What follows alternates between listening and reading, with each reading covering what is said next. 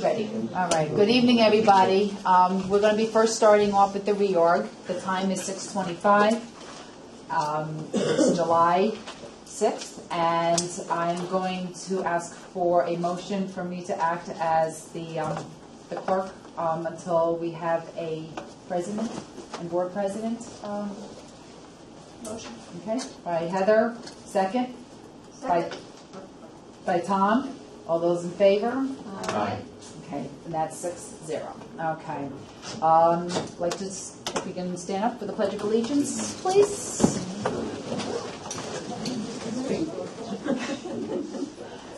I pledge allegiance to the flag of the United States of America and to the republic for which it stands, one nation, under God, indivisible, with liberty and justice for all.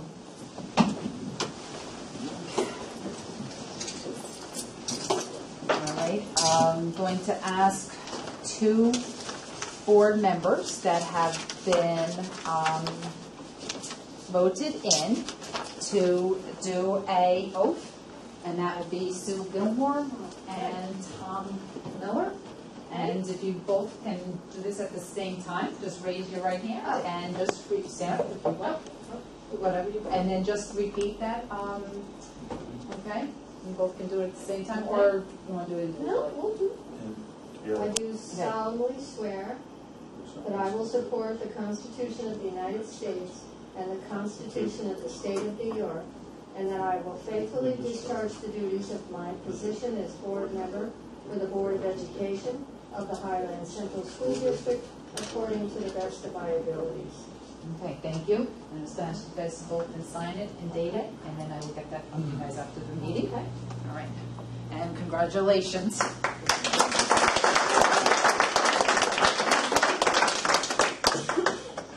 Okay. I will now be asking for a nominations for the office of board president, please. I nominate Alan Barone. I'll second that nomination. Okay. Are there any other nominations? All right. All those in favor? Aye. And that's 6-0. Congratulations, Alan Barone, as board president.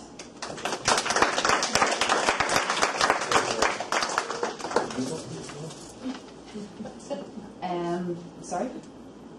And now I'm going to ask for nominations for the Vice President of the Highland Central School District Board of Education. I'll nominate Tom Miller. Okay. Second. Any other nominations? All those in favor? Aye. All right, that's 6-0. Congratulations, Tom Miller, as Vice President. And I'm just going to ask the two of you to, again, to do the oath with your right hand, and if you could just repeat that. Yes. Yeah? Thank you. You can do it, you have to do it separately, yes. So, Alan? I do solemnly swear that I will support the Constitution of the United States and the Constitution of the State of New York, and I will faithfully discharge the duties of my position as President of the Board of Education of the Highland Central School District according to the best of my abilities. Thank you. Yep. Okay, I do solemnly swear that I will support the Constitution of the United States and the Constitution of the State of New York, and that I will faithfully discharge the duties of my position as Vice President of the Board of Education of the Highland Central School District according to the best of my abilities. Very good. Thank you. Congratulations. Alan, it's all yours.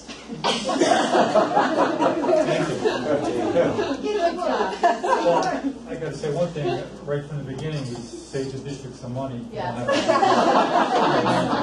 But anyway, I want to thank the rest of the board for their support in allowing me to continue on for another year to serve as your president of the Board of Education. Thank you. Okay. We're in reorg, and we'll try to move through this as quickly as possible so then we can have our regular meeting. I know we have some special guests for that meeting. Appointment of district officers. Be it resolved, the Board of Education, upon the recommendation of the superintendent of schools, approves the following district officers' appointments. District clerk, and strike interim. District clerk, Lisa M. Cerniglia. District treasurer, Tara Van Amberg. School tax collector, Louise M. Lynch. Claims auditor, to be determined. And our deputy treasurer, Kathy Valentino. Have a motion, please? Motion by Tom, second by Deb. Discussion? All those in favor? Aye. Opposed? So carried. Other appointments, be it resolved that the Board of Education, upon the recommendation of the superintendent of schools, approves the following appointments. School physician, Health Quest, school attorney, Shaw and Perlson, May and Lambert, LLP. Internal auditor, Bonadio Group. Independent auditor, PKF O'Connor Davies, LLP. Our records assess officer, Sarah Dudley Lemick. Asbestos designee, Dr. Michael O'Rourke. Purchasing agent, Louise M. Lynch. Central treasurer for extracurricular activity accounts, Jill Greenland. Title 7 and 9 compliance officers, Sarah Dudley Lemick and Peter Harris. 403D third-party administrator, Omni.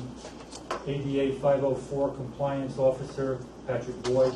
Attendance officer, Patrick Boyd. Residency officer, Patrick Boyd. Homeless liaison, Elizabeth McLaughlin. Student activity faculty claims auditor, to be determined. Medicaid renewal contract management advisory group, business operations incorporated. And our external auditor, Louise, we have a new external auditor. I think it was already. Yeah, I think it was under the done independent. twice. One says independent auditor, Yeah. and so I think you can strike. Strike our, the the last. Okay. You know, That's the same. I was going to suggest, since Ray Pruser is still doing the end of this school year's work, that we put a date on his through the 10/31, and then the way that our RFP was structured was that it would begin our 16-17 audit. I don't know if that's a consideration or not. I've not had a year where we've had one auditor Well, finish and a new auditor But start. is auditing This is here? point He only four goes six. to 30. He does, but he's going to be paid in the 16-17 school year. But he's already That would been, be he was, approved, wouldn't it? but he was already approved at the previous reorg meeting to do that. Okay. I Okay. think. I don't know if anyone else thinks differently. They flag it, we'll correct it later. Okay. Approved in 16 year To to do the work The that work, he's so going to complete. until he completes it, he's still employed. Correct. Can I have a motion, please?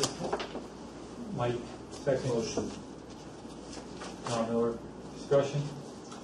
Yeah, I just, this is due to Doug's memo in regard to the physical exams of the bus drivers, which I thought was really great. They are.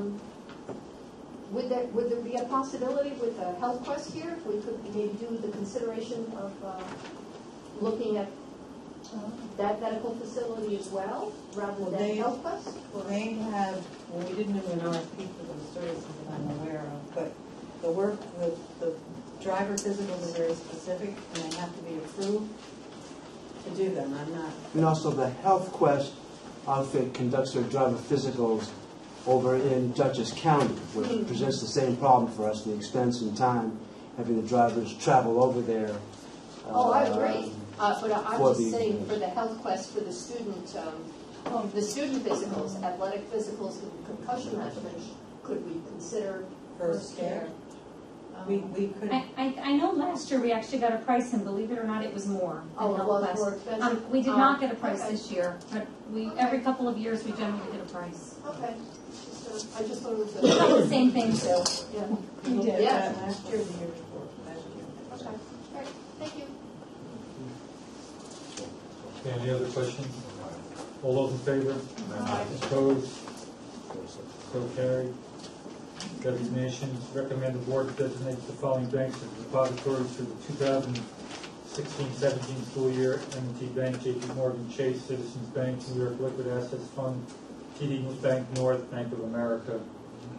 Recommend the board designates the following dates: Tuesday for regular Board of Education meetings at 7 p.m. Changes or modifications to this schedule will be announced by the clerk prior to the scheduled meeting date.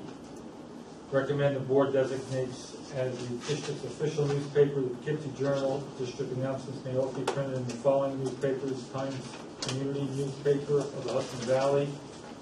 Recommend that the Board of Education president, as the board members having the authority to appoint an impartial hearing officer on behalf of the Board of Education. I don't believe there's any resolution for those. Authorization, certified payrolls. Recommended the board authorizes the superintendent to certify payrolls and the business administrator to serve in her absence. Conferences, conventions, and workshops. Recommended the superintendent of schools take action on administrative and teacher requests to attend conferences, conventions, workshops within the limit of the 2016-17 school budget appropriations. Petty cash. Recommended the board establishes petty cash funds in the amount specified and designate respective custodians for each fund for the 2016-17 school year as follows: senior high school, $100. High school main office, Denise Senti Angelo. Middle school, $100. Middle school main office, Arlene Reyna. Elementary school, $100. Elementary main office to be determined. Transportation, O&M, $100. Marcianne Smith. Food services, $100. Food services, Marianne Lestagler. Signatures. Recommend the board designates Kathleen Valentino, deputy treasurer, and Deborah Hobbs, superintendent, as authorized signatories on checks and withdrawals as necessary from the following accounts. One signature is required: multi-fund account, special aid programs fund, capital fund, debt service, payroll account, tax collection, checking, school food services fund. Good so far? Designates chief faculty advisors, extracurricular activity fund. Recommend the board designates the chief faculty advisors, building principals, extracurricular activity fund, central treasurer, Jill Greenland. Jill Greenland will be authorized signatory on checks and withdrawals as necessary from the extracurricular activity funds for the high school and middle school. One signature is required. Unencumbered funds. Recommend the board authorize the superintendent of schools or her designee to transfer unencumbered funds within the functional levels. For example, purchasing, instruction, and transportation of the budget as required with board approval.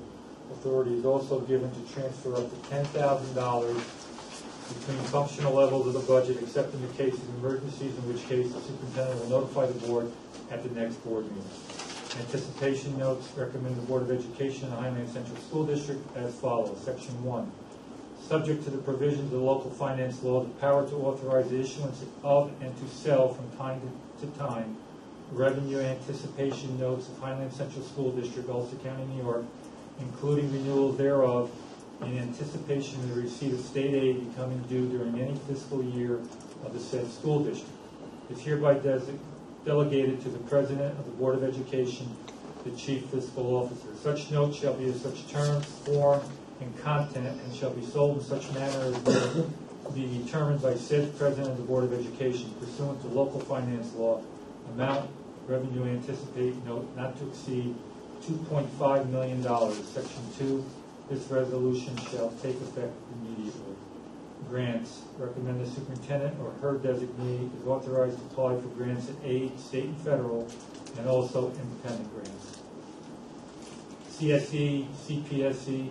Recommend the board authorizes the superintendent of schools and or the board president to execute all contracts, agreements to provide services for students with special needs, inclusive of CSE, CPSE students, as recommended by the Committee on CSE, CPSE. In the case of emergencies, the superintendent has the power to execute contracts, agreements in the event the CSE, CPSE cannot convene. Everybody okay so far?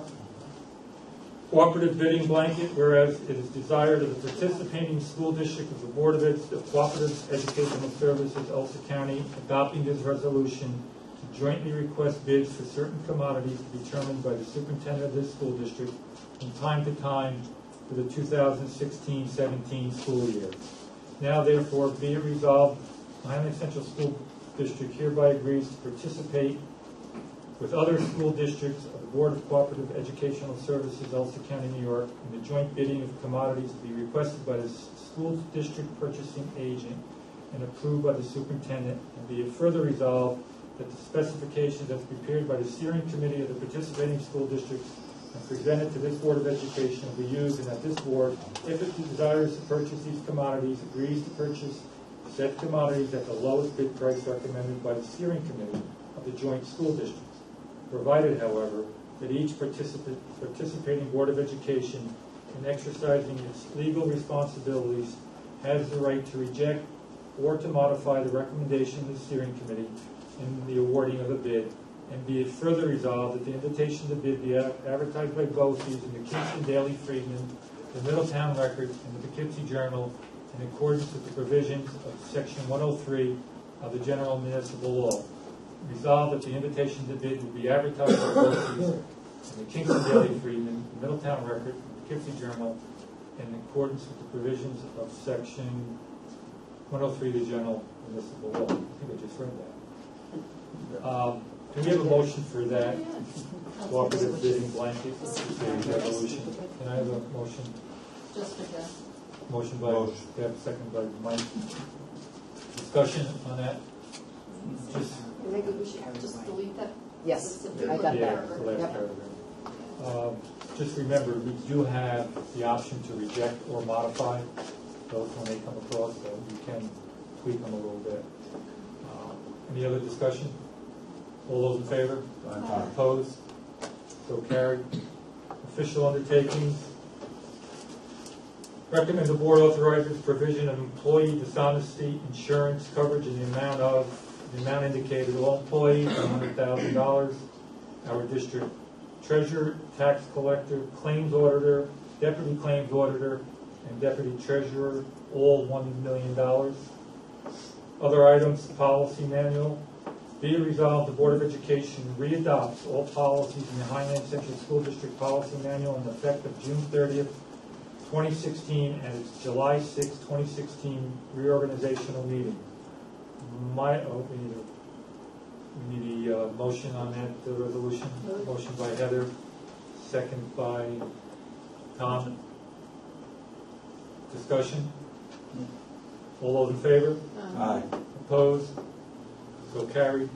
Mileage reimbursement, recommends the board establishes the mileage reimbursement rate at the approved IRS rate of 54 cents. Subcommittees and liaisons.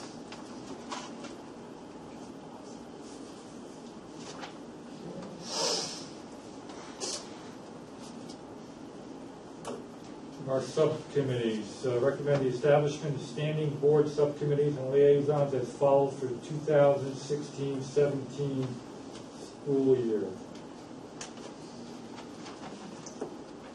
I have last year, so if we need to just remind everybody what committees they are on.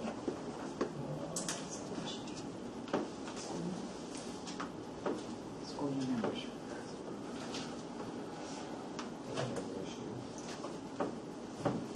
Yes. Okay, our finance committee, we did not have a finance committee last year. I think there was some discussion, I don't recall what the discussion was. But Very similar to the order. Yeah, just saying redundant. so, the audit committee, this past year, was myself, Heather, and Deb Pagano.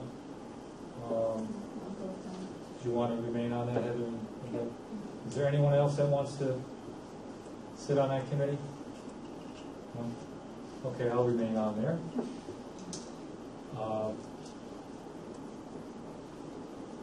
The support service committee, myself, Tom Miller, Ed Mizell, and the community member, Mike Reed. Is there any changes to that committee?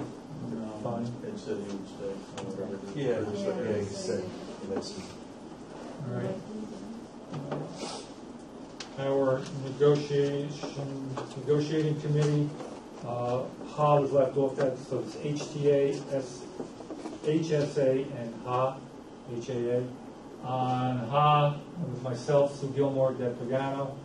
On HTA, it was Tom Miller, Sue Gilmore, Deb Pagano. And on HSA with myself, Heather Welch, and Mike Bukowski.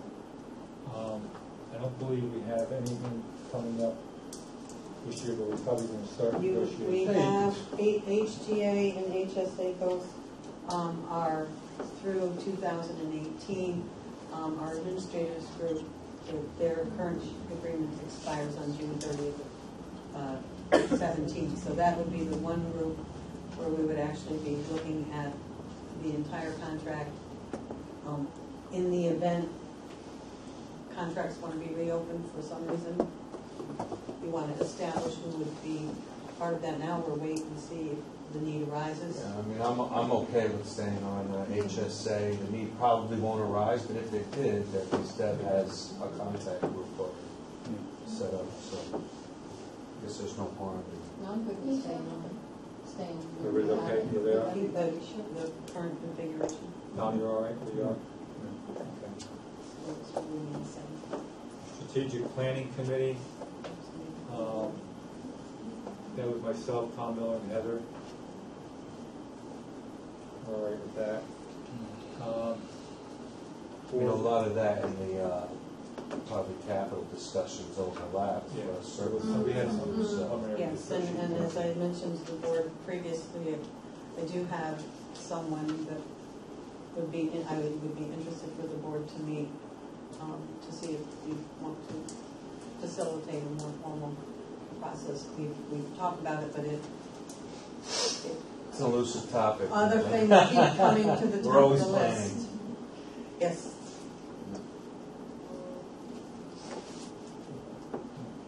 Okay, board liaisons, Ulster County School Boards Association, Sue Gilmore, still on there. CSE, CPSE, Tom and Deb, okay. PTA, Mike and Ed, good. And CDEP, that was to be determined last year, I don't believe. Yeah, it's kind of an antiquated I was going item, to say, that right? really hasn't been an active Leave it unfilled like So we can finance. straighten that. And so it seems like all our committees remain the same. And I want to thank everyone for the time spent on those committees during the past year. Audit Committee Charter. Be it resolved, the Board of Education re-adopts the Audit Committee Charter in effect at its July 6, 2016 reorganizational meeting. Can I have a motion, please? Motion by Deb, second by Sue. Discussion. All those in favor? Aye. Opposed? So carried. Committee on Special Education, recommend the following individuals to serve on the Committee on Special Education for the 2016-17 school year. Chairperson Sarah Moore, Engineer Michael Papp and Patrick Boyd. Psychologist members Michael Papp, Lisa Neer, Sarah Moore. Teacher members, generic approval of all teachers, speech therapists, guidance counselors, social workers, OTs, and PTs. And physicians is Health Quest. Committee on Preschool Special Education, recommend the following individuals to serve on the Committee on Preschool Special Education for the 2016-17 school year. Sarah Moore, Lisa Neer, Michael Papp, Patrick Boyd. County Rep, County Appointed Preschool Coordinator, representatives of evaluative agency, generic approval of all preschool agency evaluators, agency staff. Okay, impartial hearing officers, recommend the board approve the following individuals to be used as impartial hearing officers on a rotational basis as needed during the 2016-17 school year. I'm not going to read all those names.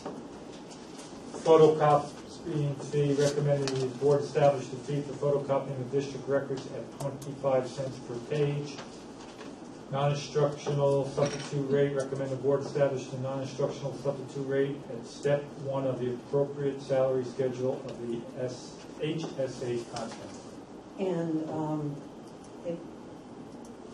after the agenda was printed, I was in reviewing some of the salary schedules. It was observed that we have one salary schedule in particular, the LPN salary schedule where if we use step one of that hourly rate, it would exceed the amount that is being paid to certified teaching subs. So the recommendation is that we add language to that, this resolution not to exceed $100 per day. Oh, okay. For non-instructional. For non-instructional substitutes. And that's an anomaly, but it was pointed out that would be, that could happen.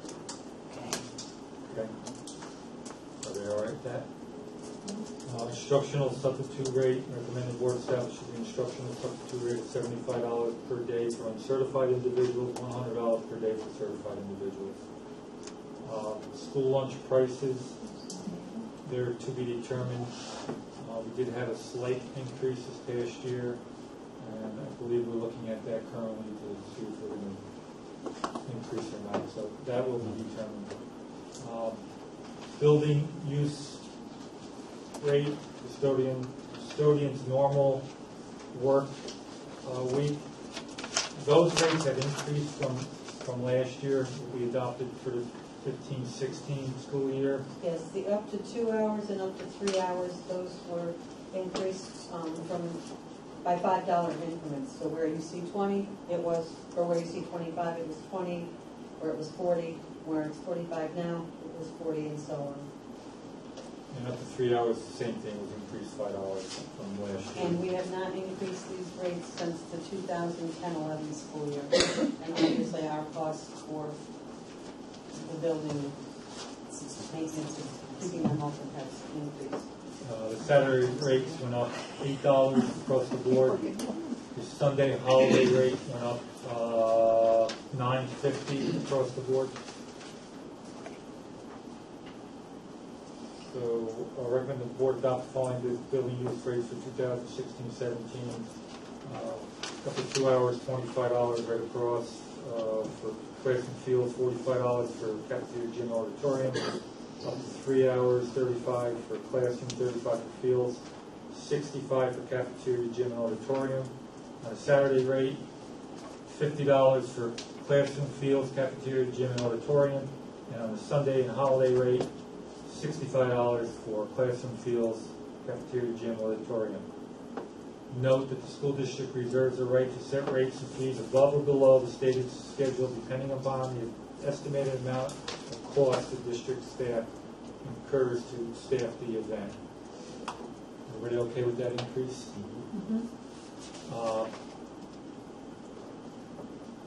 Keymaster and chairmaster for annual and special meeting. Recommend the board establishes the rate of $200 per day based on a 16-hour day for keymaster and chairmaster for the annual meeting, and if required, special meeting. Now, are those two positions historically any employees of the district? I believe the keymaster and the chairmaster are now, they come with the voting machine, we have to pay them. Okay, those are the two people that are actually with the machine. The county, Okay. yes, I just the county wasn't sends sure them. who they And were. we're just going by the rate that the county would, that they would be getting from the county. I mean, basically, really are going by their direction. Okay. And I was just curious because I didn't know who had the position. Should the word vote be in there at all? I mean, if I was from the public reading this, I would not understand what that is. Yeah, It sounds It ancient. should be. Should be. Vote, Yeah. even if. Lisa, isn't there someone who has to sit by the machine? That would be the key masters. Okay.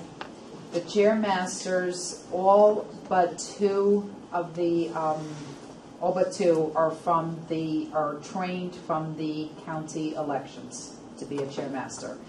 Because we have switched machines from the lever to the Scantron, it is law that we take individuals that have gone through the training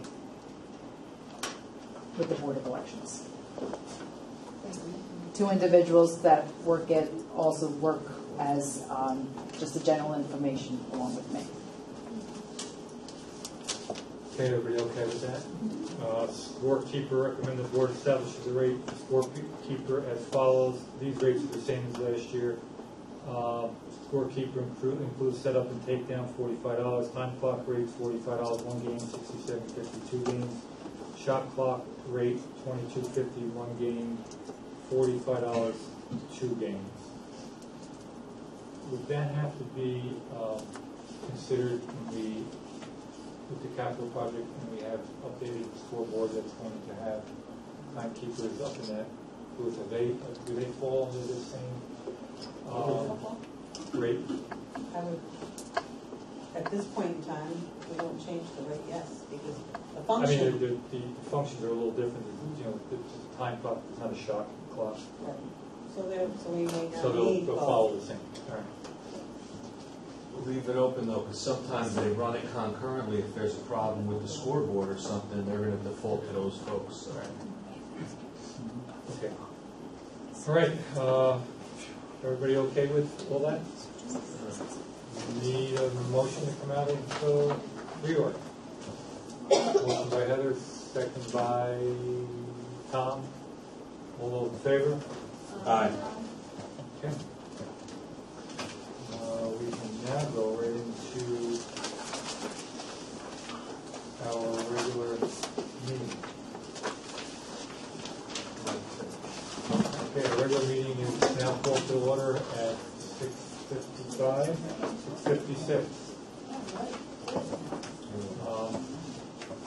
We'll open the meeting up to public comment. Just want to read public comment, and I think we'll read it for a while. Any topic related to the agenda only may be addressed except for personnel or specific student issues. Any other topics may be addressed at the second half of public comments, which is listed on this agenda. The school board encourages public participation in its meetings to allow for efficiency in conducting meetings and to give each speaker a fair opportunity to present his or her views. The following shall apply to the public speaking portion of the agenda. Each speaker shall state their name. Any questions, concerns, be submitted in writing with speaker's contact information, name, address, and phone number. Each speaker shall be limited to a time approximately 3 to 5 minutes, which is agreed upon by the board. The board will not permit discussion involving individual personnel or students. Direct all remarks to superintendent or board president only. Community members may not poll individual board members nor debate other community members in attendance. Members of the community are encouraged to also present their comments in writing. Undue interruption or other interference with the orderly conduct of the Board of Education business will not be allowed. Inflammatory or abusive remarks are always out of order. So I will now open the meeting up to public comment. No public comment, I like that. We have a special presentation tonight. I don't know if Maria, Deborah, or Louise can introduce James. Sure. This is Mr. Jim Bigley, and his company name is HMB Consultants, and I don't know what to say. He's just a wealth of knowledge, and I think you'll all feel the same way. I'll thank you because Thank you. Yeah, you've really provided us with some insight. Thank you very much. Would you like me Yes. to progress you there? That would be great. That would be fabulous. First, I'd like to thank the Board of Education and the district for having HMB Consultants come in and assess your child nutrition program here in Highland. The overview and purpose. We were contracted to perform the operational and financial assessment of the child nutrition program within this school district. Within our report, we made numerous recommendations with the intent to make the most positive impact on the child nutrition program as a whole, breakfast and lunch, improve student satisfaction, increase meal participation, and in the process, lower costs. What were our findings? Overall, we found most areas in compliance with the USDA final rule standards in all food sold in school guidelines throughout the district. There were a few areas that needed focus and further training, specifically with the offer versus serve program. This training, which has since taken place, has provided the cashiers the ability to identify a complete meal immediately and make adjustments if required. There were some areas, small areas, that The offer versus serve program, just briefly, is at breakfast there are 4 different items that need to be offered, and the students may select any 3 of those items as long as one of those items would be a half a cup of fruit or vegetable.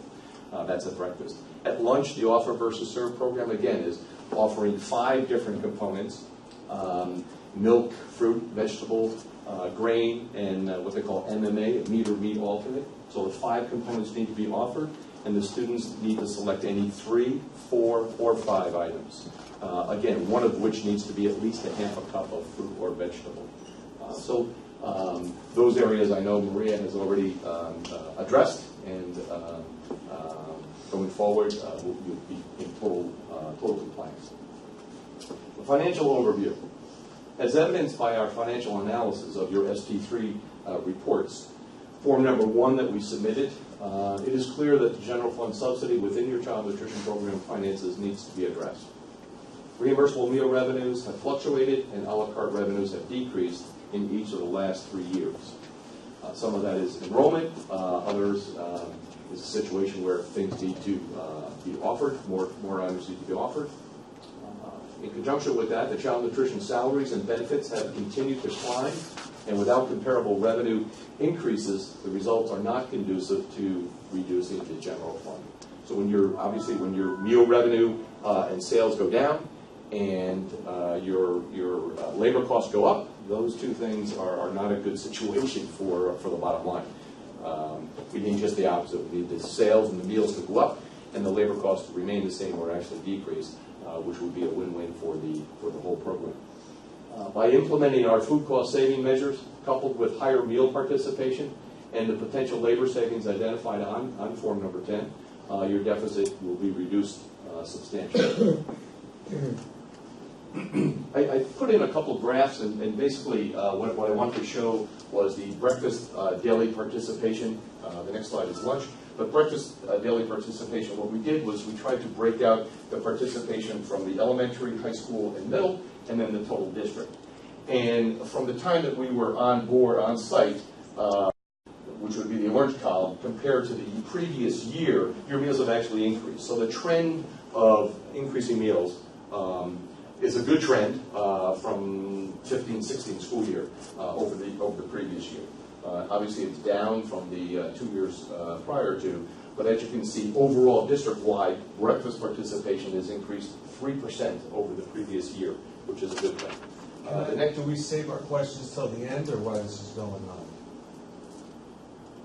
Yeah, I think now, when they're fresh in your mind, it's Sure. a question right now. So the question here is, can any child get breakfast? Yes. Okay. Any child can get breakfast, and one of our recommendations was to consider what's called breakfast in the classroom, BIC. And there are a lot of things involved in BIC. A lot of individuals need to be involved, from principals, administration, to coordinate that. But breakfast in the classroom has proven to be a huge increase in participation. Students consume their meal. The attendance has been proven to be better. Attentiveness in the classroom is better. And obviously, with an increase in breakfast participation, that's going to help the overall revenue stream. No question about it. And there are a number of ways to implement breakfast in the classroom.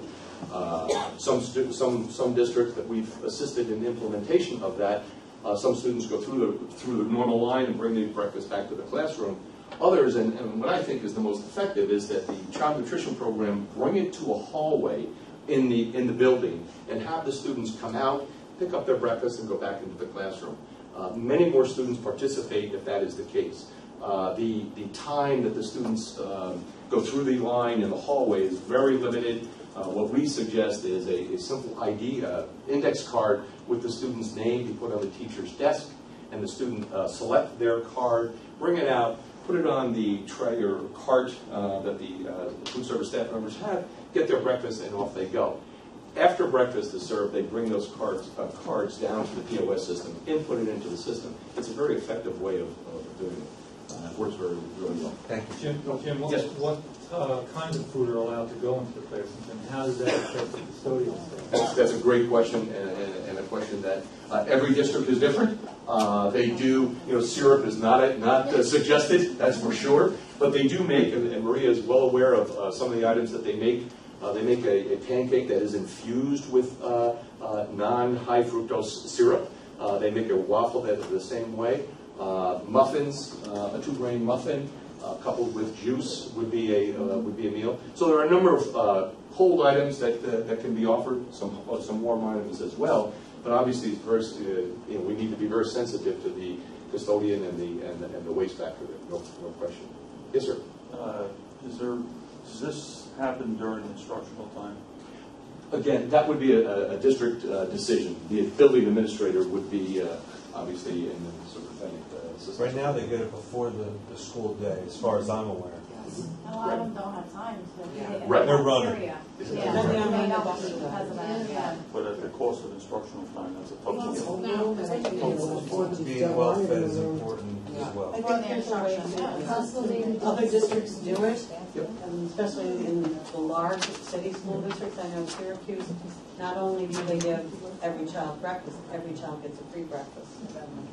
But there are ways of incorporating that into your morning routine, Is there especially at recommended the time on elementary it? school. 15 minutes, 10 minutes? If we needed to take that, 10 minutes would be, that would be. My boys are scarfed down here, 6 waffles in 5 minutes. Right. Just open it and pour it in his mouth. Right. So the next slide is lunch, and again, the same positive numbers hold true at lunch at the elementary school. The ADP, average daily participation, is increased over the previous year. At the high school, it remains flat from the previous year, and the middle school is up by 21. District-wide, 940 this particular year from our time period to 901. So that's a nice increase. It's a 4.3% increase.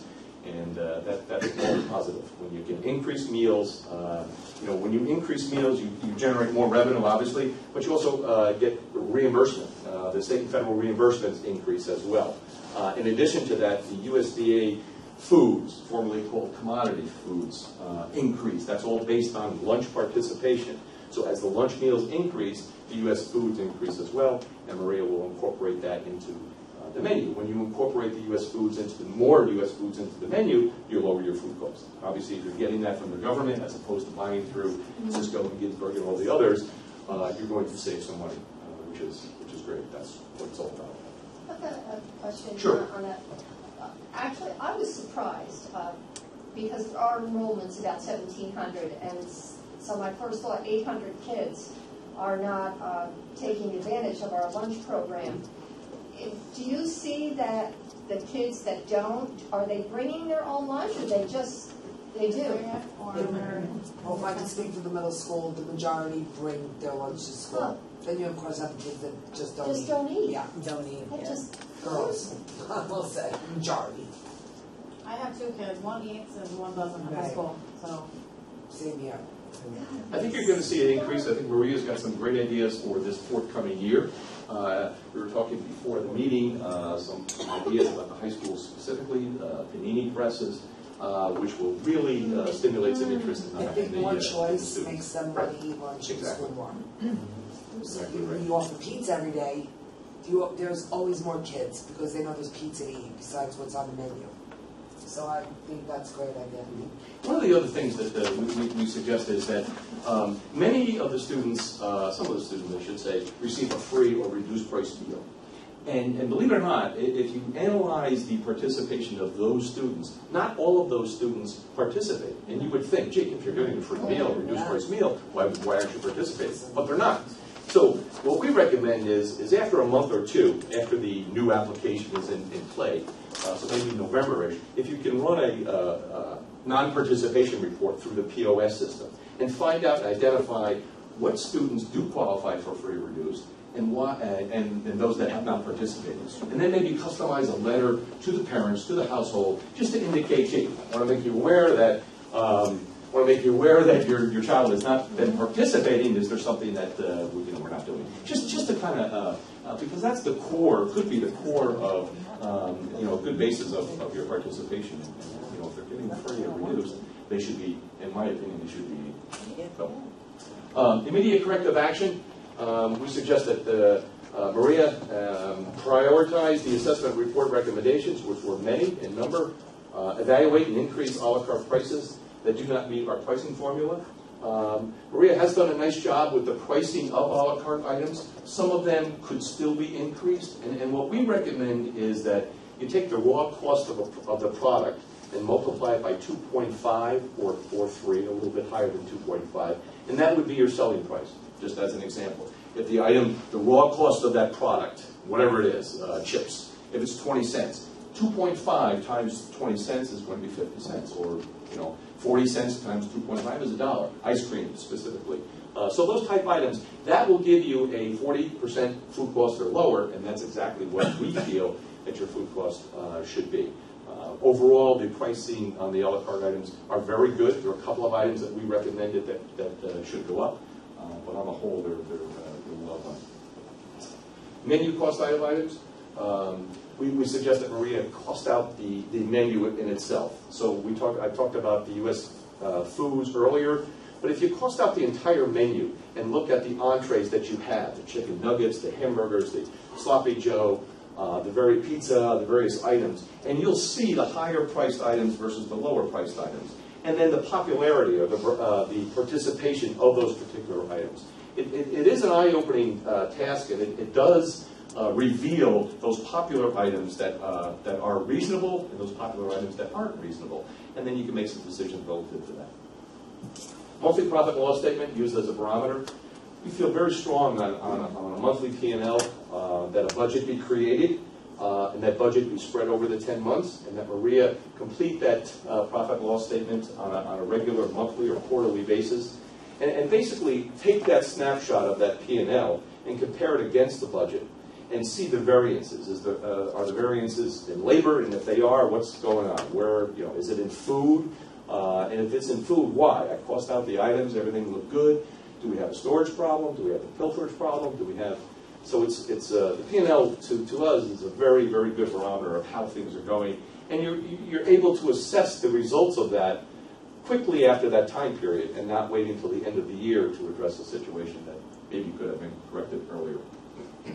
Just a quick question on that. Sure. Is that something that you feel we could do, Louise? Because I know we had talked earlier, and there was some costs that you weren't sure you would be able to do on a monthly basis. I'm just wondering if that's what Jim has suggested is not what we are required to look at. The board is budget and revenue status. Right. He's actually talking about a term from, I'll call it private enterprise, a profit and loss statement, and he's given us a really nice model to follow. So in September, I guess in the way I've seen this done in other places, is you look at 1/10 of what the expenditures would be. His model shows 15 school days, so you break it down to where your not only your food cost, but your labor and benefit is prorated based on the number of serving days. So it is something that I think that Maria and I should be able to look at and try and move towards that. Again, we started talking about budget, and I have a question. I don't really want to ask this question, but it's about budget. How do you balance a budget when you know what your food and your labor costs are, but there's just not enough revenue? So that's been a challenge here with this particular financial issue. But so I do think it is something that we can look at and may give us more information earlier in the year. because I think that's how I was looking at the budget reports, and that's where some of my questions were coming from. That I think if especially in the short term, while we're really focused on this, that information would be extremely valuable for us just to look at on a monthly basis. And rather than, I guess, another important piece that I'll add is, we've talked about this over and over again, school districts close once a year on June 30th. Yeah. A profit and loss should have a monthly closing. I don't know if we'll do inventory every month, because you come down to how much time are you going to spend to count your inventory. You might have to make some reasonable decisions there. But I think that overall it would be really, really nice to keep an eye on it on a monthly basis, rather than, before we had said quarterly. Now we're thinking monthly based on the number of days. We'll take some work to get us there, but thank you. Great. Monthly work leader meetings with staff to gain input and results of recently implemented initiatives. What we suggest there is that Maria meet with the building leads in each of the 3 buildings together and just talk about the month in general. Who knows better what the students like and dislike than the employees that are actually in the buildings. And it's a good mechanism to communicate back and forth that has proven to be very well in many districts. And meet with the student groups. We feel it's so important to meet with 6 or 8 different students at different levels and again, discuss the likes and dislikes. Why are you not participating? Why are you participating? And again, get some likes and dislikes and put those on the menu going forward. Menu enhancements and analysis. Offer further healthy lunch choices such as daily side salad, yogurt parfaits, salad dressings free of high fructose corn syrup, and additional alternate entrees at the high school and middle schools. Implement theme lunches regularly to stimulate interest. Different theme lunches, Asian lunch, Mexican lunch, Mediterranean lunch, Spanish lunch, those type things. Feature such items as calzones and stromboli at the middle and high schools. And perform the nutrient analysis for all meals to ensure compliance with the final rule standards.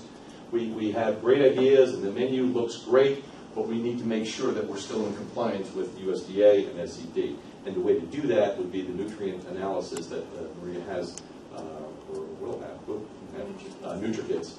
And that is a very large undertaking in that Maria will take the production records that are completed every day and put that into a software analysis that will determine calories, fat, saturated fat, nutrients, etc. And we all need to, over the course of 5 days, over the course of a week, we need to fall within the range of USDA.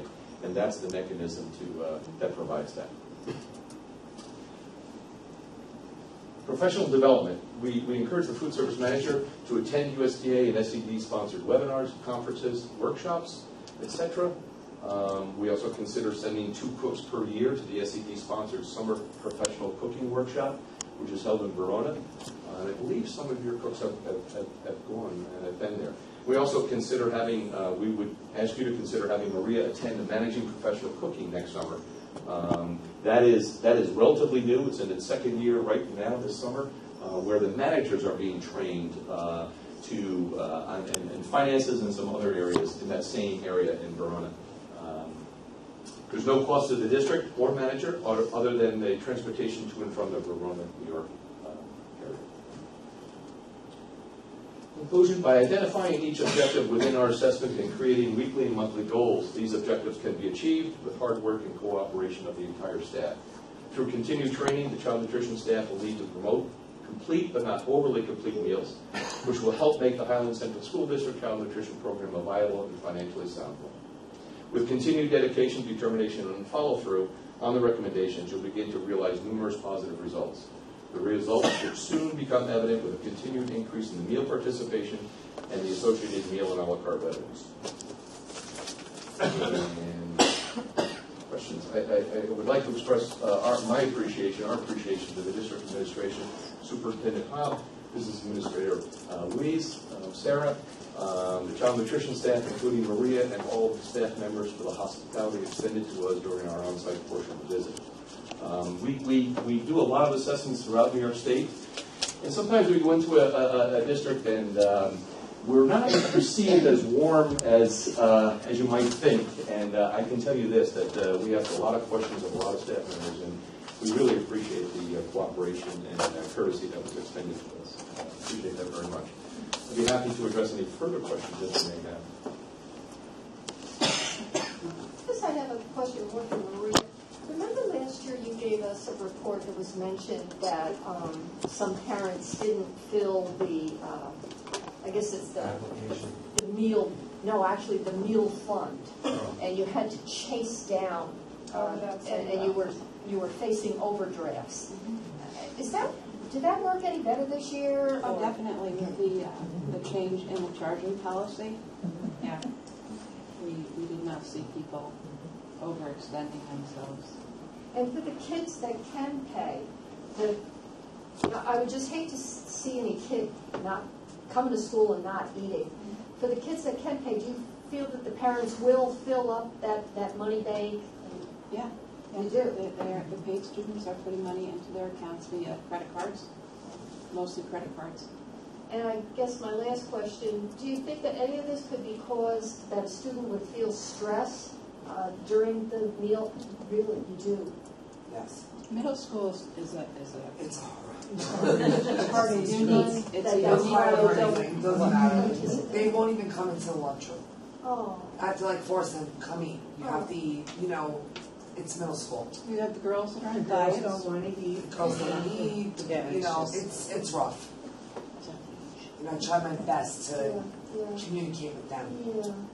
I mean, most of the time it's okay. You know, I know these kids forever, but it's tough. They are embarrassed to come in, they have no money.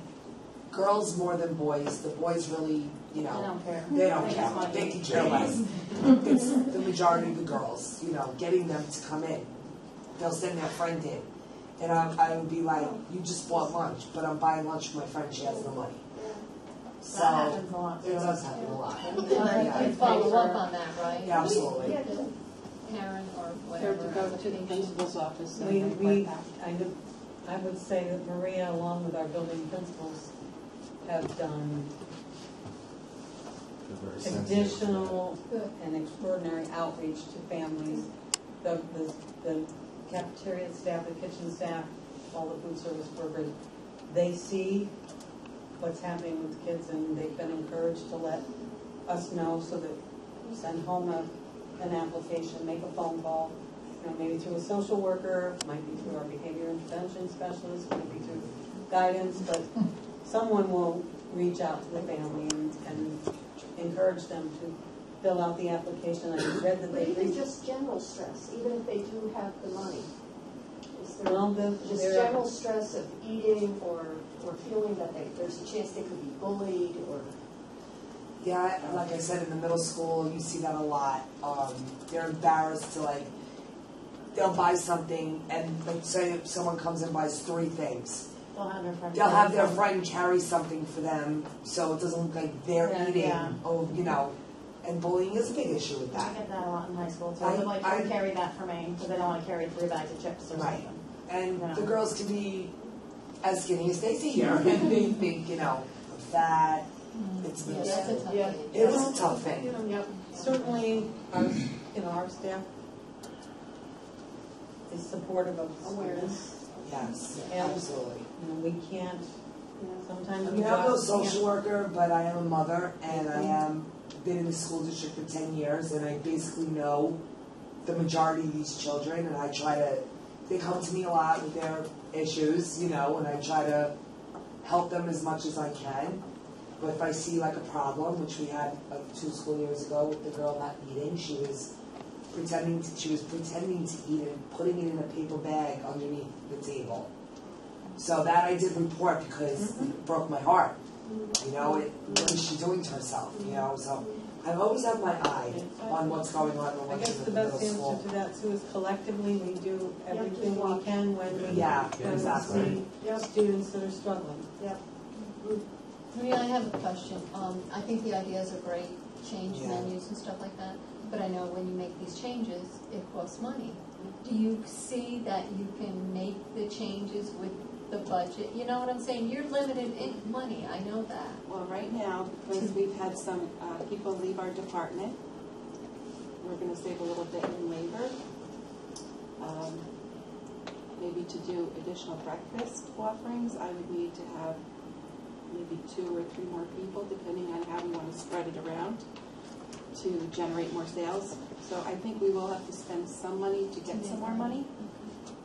But you do see that it's I definitely would like to try that. Maria, before I mentioned about the breakfast in the classroom, the reason why students aren't getting to school on time is that it can't be a cost issue. I imagine a lot of it's parents not bringing their kids to school on time. Shame on them. They know when school starts. It should happen. Is there enough time once they get to school via a bus to have that breakfast? They have about 15 minutes, 15 to 20 minutes. So it's a matter of encouraging them to get down there to do it, you know, have the breakfast. But very in-depth report, thank you for that. But I see that as a breakfast in the classroom, honestly, as a distraction, opportunity for a huge mess or a mess at various points in time. There's other students that occupy those desks. afterwards, whose responsibility is to clean the desktops. You know, there's a whole multitude of issues. It's hard. It's hard. Yeah, they're like- They know they have to clean it. I don't think it's a bad idea. I think it's a really good idea. Hold on, one at a time, please. But I've heard parents say, well, it's not my child's responsibility to clean the desk floor. Well, or Maria's clean a working lunch very table. No, closely. seriously, some people think, One at a time, one at a time. But if they're people in- think their kids are above that. The answer is, well, that's why you have custodial staff. That's why you have this. That's why you're paying people to do this.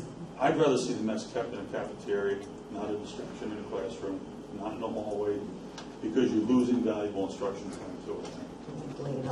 I can reference a few districts that do have a very well-run breakfast in the classroom. Hold it, please, one at a time. They can I can. degrade and non-manageable. So. I know we have some of the staff here. Yeah, just raise your hand and we'll recognize you. There are a lot of children with peanut allergies. There's rooms that you can't bring a thing into because the allergies are so bad. When you bring breakfast to a room, that is another thing you have to worry There about. you go. But we don't serve anything in the lunchroom that is with peanut because of a kid who has a peanut allergy. We've taken stuff out because of the child that has peanut allergies. I serve stuff with that. I guess it's And another. peanut butter and jelly, which is made in a separate section of the kitchen, separately, cleaned separately, put away separately because of that. So I still don't consider that being an issue. There we That's also my have kids opinion. changing rooms, so you don't know who's going into what. You don't know if they're bringing But from it's home from either. home, exactly. They're bringing snacks from home. You don't know what they're bringing. Yeah. Well, Maria has met with, is either meeting or has met with all three building administrators, and we're looking very closely at all of those kinds of questions to figure out what's the smoothest way to look at our revenue and increase our participation and make sure ultimately that our students are eating before they start school and that they're eating lunch so that they can be the most prepared to do what they need to do in the classroom. And so, you know, those are all part of the conversation that we've been having with the administrators, and you know, we're really working and very seriously looking at what that's going to look like, not to put undue stress on custodial staff, not to put undue stress on the teaching staff, but also to teach our students expectations for behaving in public, just like we teach them how to walk down the hallways, just like we teach them how to eat their lunch and throw it away in the actual cafeteria. You know, so there's, all of those items are being weighed, really with the ultimate, I think, idea that we want children to be in the best place they can to perform well in school, and hopefully also up the revenue. Jill, Ryan, is there any statistics showing that bringing the food in the crib? We're all told that to start your day off, a well-balanced breakfast is going to jumpstart your day. Is there any statistics that show that food brought in the classroom, especially breakfast, shows higher participation from the student standpoint in the classroom? Has there been anything? Formally, I'm sure there is out there. I'm sure I can tell you from our experience in various districts that we work with that the participation has skyrocketed as a result of BIC. Skyrocketed. As far as written documentation nationwide or statewide, I'm sure there's documentation out there. I can research that for you, no question about it. But from our experience, Amsterdam, Troy, Cohoes, again, city districts, but it has worked very, very well. I mean, knowing that we have a good percentage of our student population on free and reduced lunch, I think it's something that we should explore. I think the input from all entities of the district, from our facilities department, food service, the building administrators and such, to brainstorm the idea. It might be beneficial both ways, both from a financial standpoint, but also to help the well-being of the child, because I feel that a lot of our children coming into school in the morning, probably their last meal could have been the day before in the morning. And it's unfortunate. I mean, it's society we're in right now, and I think it's another little service that the district can provide, and we are looking for the well-being, the well-rounded student. And I believe truly it's something to explore. And if it's not the proper way of approaching food in the classroom, then we really have to brainstorm other ways to be able to give them breakfast and give them a jump start to their day, and hopefully they can move forward with some well balanced meals and nutrition. This is very important. Debbie, do you have something? No, I'm good. Okay. I have a quick Heather? question. On one of the slides, you had prioritized the assessment report. Right. So is that a separate report that there's other? No, that's the full report that we submitted. Okay, And there are numerous recommendations in it. okay. Other than what was on the slide? Yes, oh yes. Okay. Yes. Okay. On each. And I would say most of them are kind of underneath the main topic Yes. that you put there. They're, Yes. smaller things within that you can. And did that get sent to us? So, I yes, think it's about 30 pages. It's pretty big. This was sent to us, just the overviews. Yeah, okay. Well, we can certainly I make sure we can get send that. that. Yeah, because I don't Yes. remember seeing.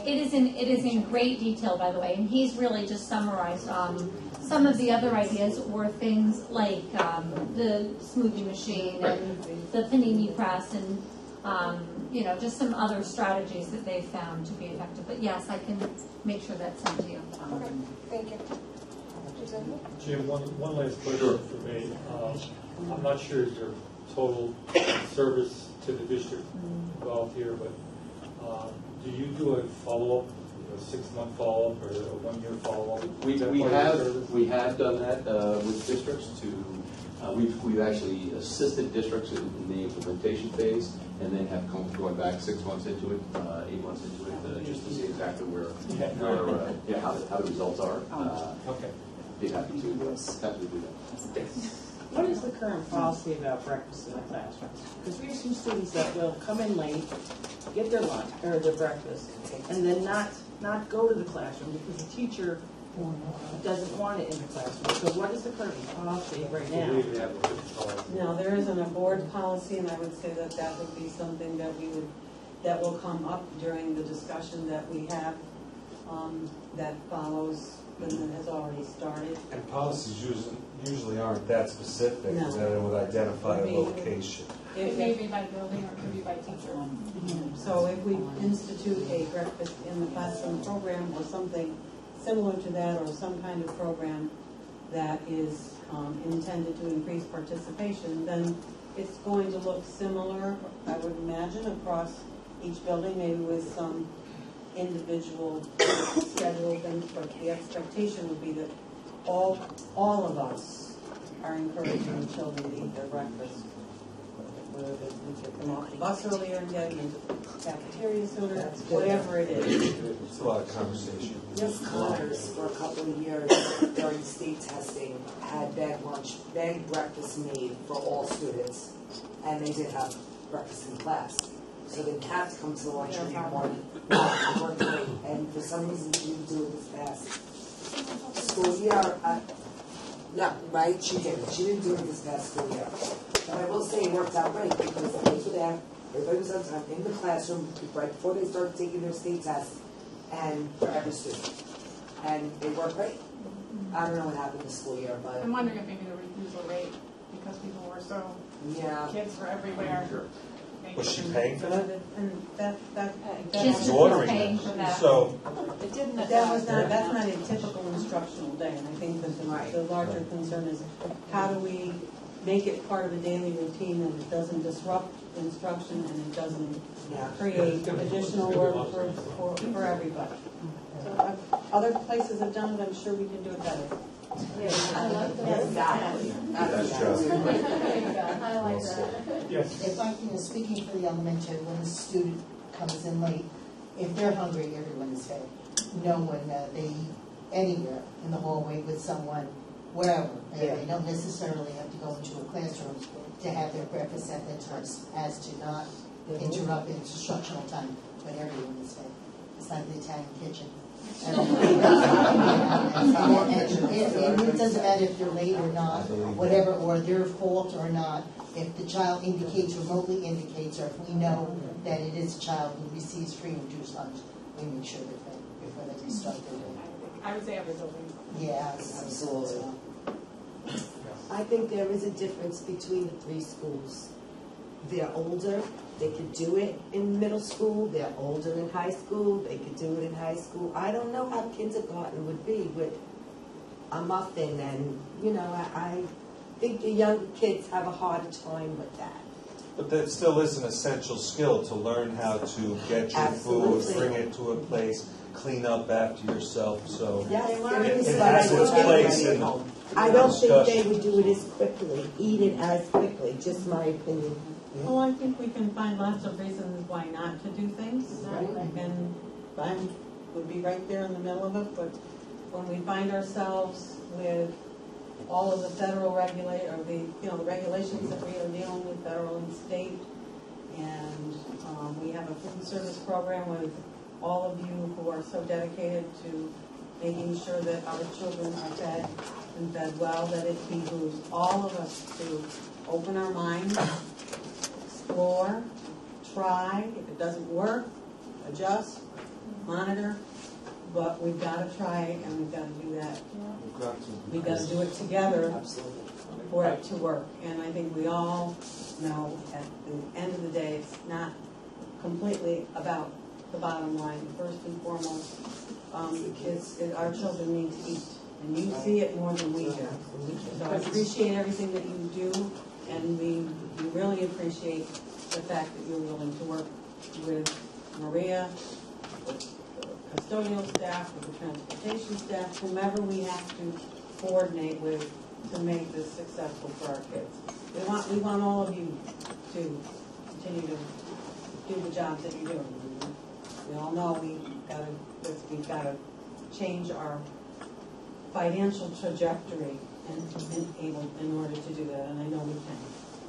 Thank you for coming, though. Yeah, I do Because I appreciate appreciate you coming and just taking the time out of your days to come and share Being with us. part of the everybody, and discussion. just being part of the discussion to support Maria. I appreciate it. I was just going to add that some districts pilot the breakfast classroom program with a class or two, just to see, just exactly, let's experience at one or two classrooms, or those teachers that are willing to do it initially. And I will tell you that those districts that have done that, it has multiplied, it has grown. Okay, does anyone have anything else for Jim? Thank you very much. Thanks for having me. Appreciate it. Thank you. Appreciate it. Thank you. Thank you. Thank you, ladies. Take care.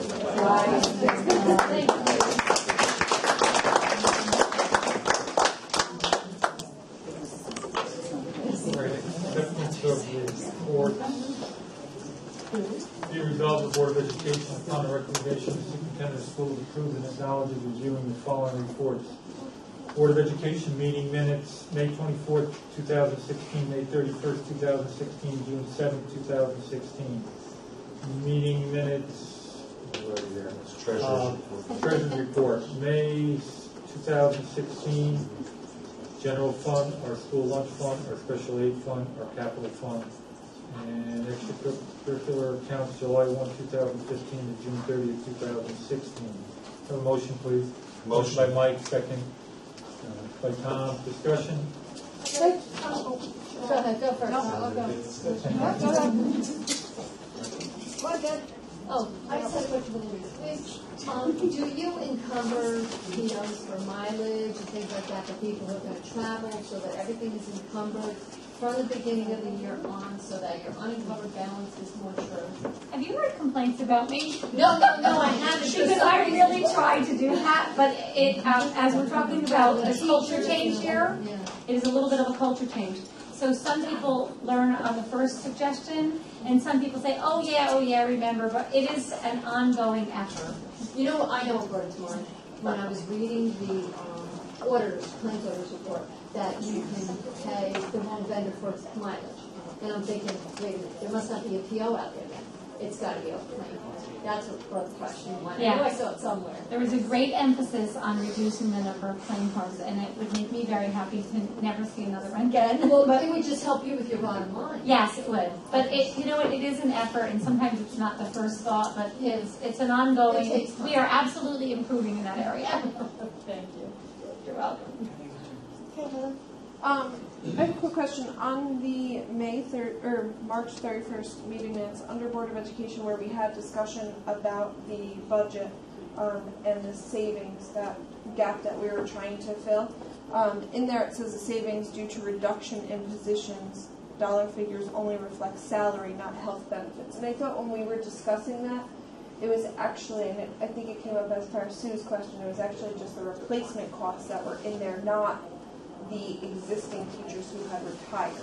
So it had nothing to do with the health benefits. That is correct. Your recollection is mine as well. Right, but part of that also is that when the retirees' health insurance cost does not go away, Right. so that isn't part of the savings, and that when we're looking at the cost of replacing, we have the salary plus the benefit package, so that the savings wasn't as large, I think, as Sue had. The breakage The is. breakage wasn't as large as we had originally.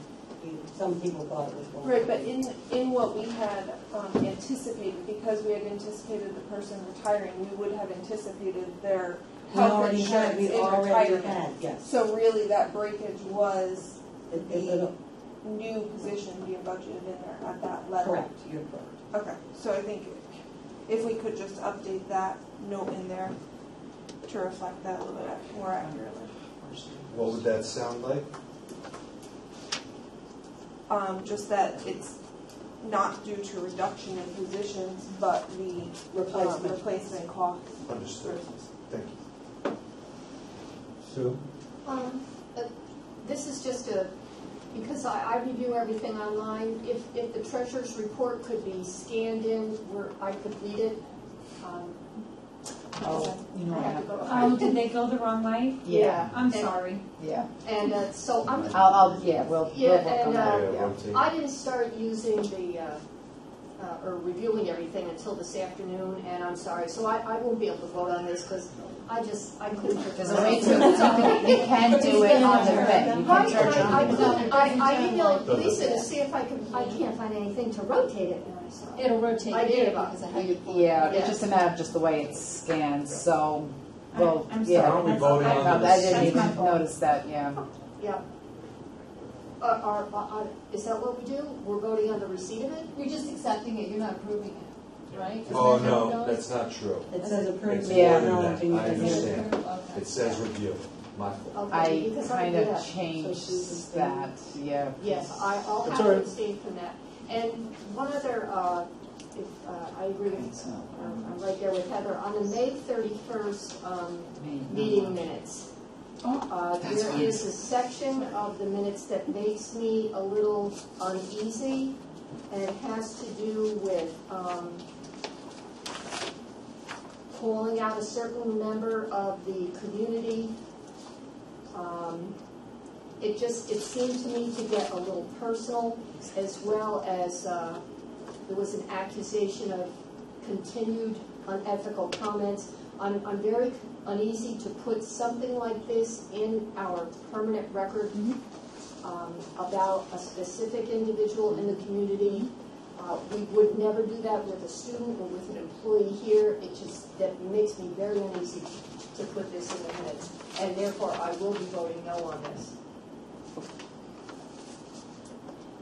It's not posted, because it doesn't get posted until it's. But I'm saying to post it,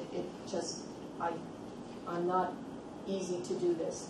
I understand feelings are raw in regard to this, but I don't want, I feel that. I can just eliminate it. If we took that word out, would that be okay? Well, I thought our initial intent was to really get away from public comment and putting that in the minutes. And I was surprised to see this. I was actually frankly surprised to The see this. minutes only require that they reflect the resolution and the action of the Right, board. and that's what I thought we were going Yeah. to do rather than Gotcha. this. Especially when it takes a negative tone. Right, so it hasn't been posted because this hasn't been board approved, so Revise. I would just, Just I'll strike it. revise it, strike it out. I'm in And favor of it that. can just then either, go for your, go to the next, board meeting for approval, or just go ahead and then just add it without, that comment, but it just won't be board approved. Are we Maybe, taking out maybe all with, comments? maybe with Well, that's public what I'm comment. Well, what You you, want to, We were going to be very vague with the public comments. I don't think we were going to not include them, we were going to say so-and-so. right, So that one you might have be a to. little too Well, specific. that's not vague. Right, no, it's not. and Neither- maybe you want public comment to be reflected when it's on an agenda item. If a person speaks though during public comment, if I'm not mistaken, the name and how they're involved with the community, either be a community Right, member, address. has to be addressed. So it can just be just that first line, that's that individual, and the word budget basically is what I would be suggesting. That's their, And then for future, keep it extremely vague. If we strike that last sentence, I think we're good. Because you do want to capture some of the discussion of the public, Well- if anything, for historical reference when you go back. Right, but you want to give her some direction too on that in the future. Well, Yeah, we but are. I mean, it's That's all, what you this is. see the minutes that we can, because they're not published until we approve. Right. Right, We can Right. actually motion to edit these minutes and then motion to approve the minutes with the changes, can we not? And Lisa, I just want to clarify what you just said. Is that a requirement that under public comment that it is yes. noted that someone spoke and what their Well, what they're, parent, community member, however they identify themselves? I'm not completely positive on, I vaguely remember it being if it's a community member or, but I can't say for sure. I just need to know the name. You know, Yeah, I was gonna say, absolutely. for my district clerk days, what we did is we put the person's name, and we said a member of the community spoke. I mean, That's somebody fine. runs a board meeting, Yeah. and just we the have. topic. Well, Not that's, positive, negative, not 10 minutes, not 1 minute. And That works that is perfect. what I did when I was district clerk. And maybe we just ask That works. Margot, what are the Okay. minimum requirements regarding public comment? Let's be clear, because that's not, the last sentence is not a comment that a person made in public comment, who actually came to the mic, right? That's, you captured a interaction between two Right. board members in response to a comment. so that's the, right, so that would be eliminated. And for future, it's basically just the topic. Right? We all agree? Yeah. Yeah. So, if I may, I'd like to motion that we strike the last sentence of public comment. Is there a I second? mean, because everything else is just kind of a bullet of what they were Yep. speaking about. That, I mean, that for future works out well. Yeah, I mean, a simple bullet, spoke about budget, spoke about, transportation, spoke about, the capital project, whatever it may be. Okay.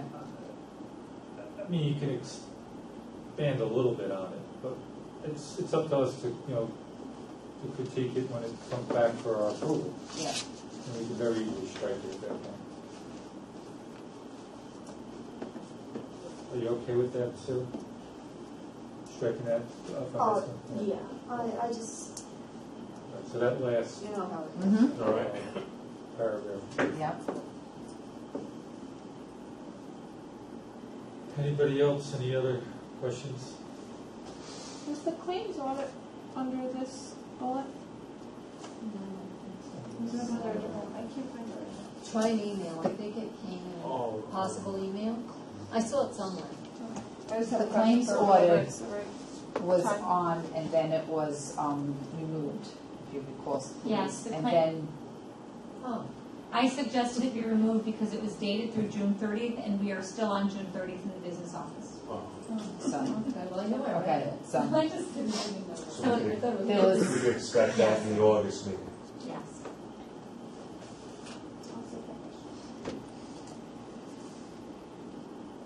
Okay, any other questions?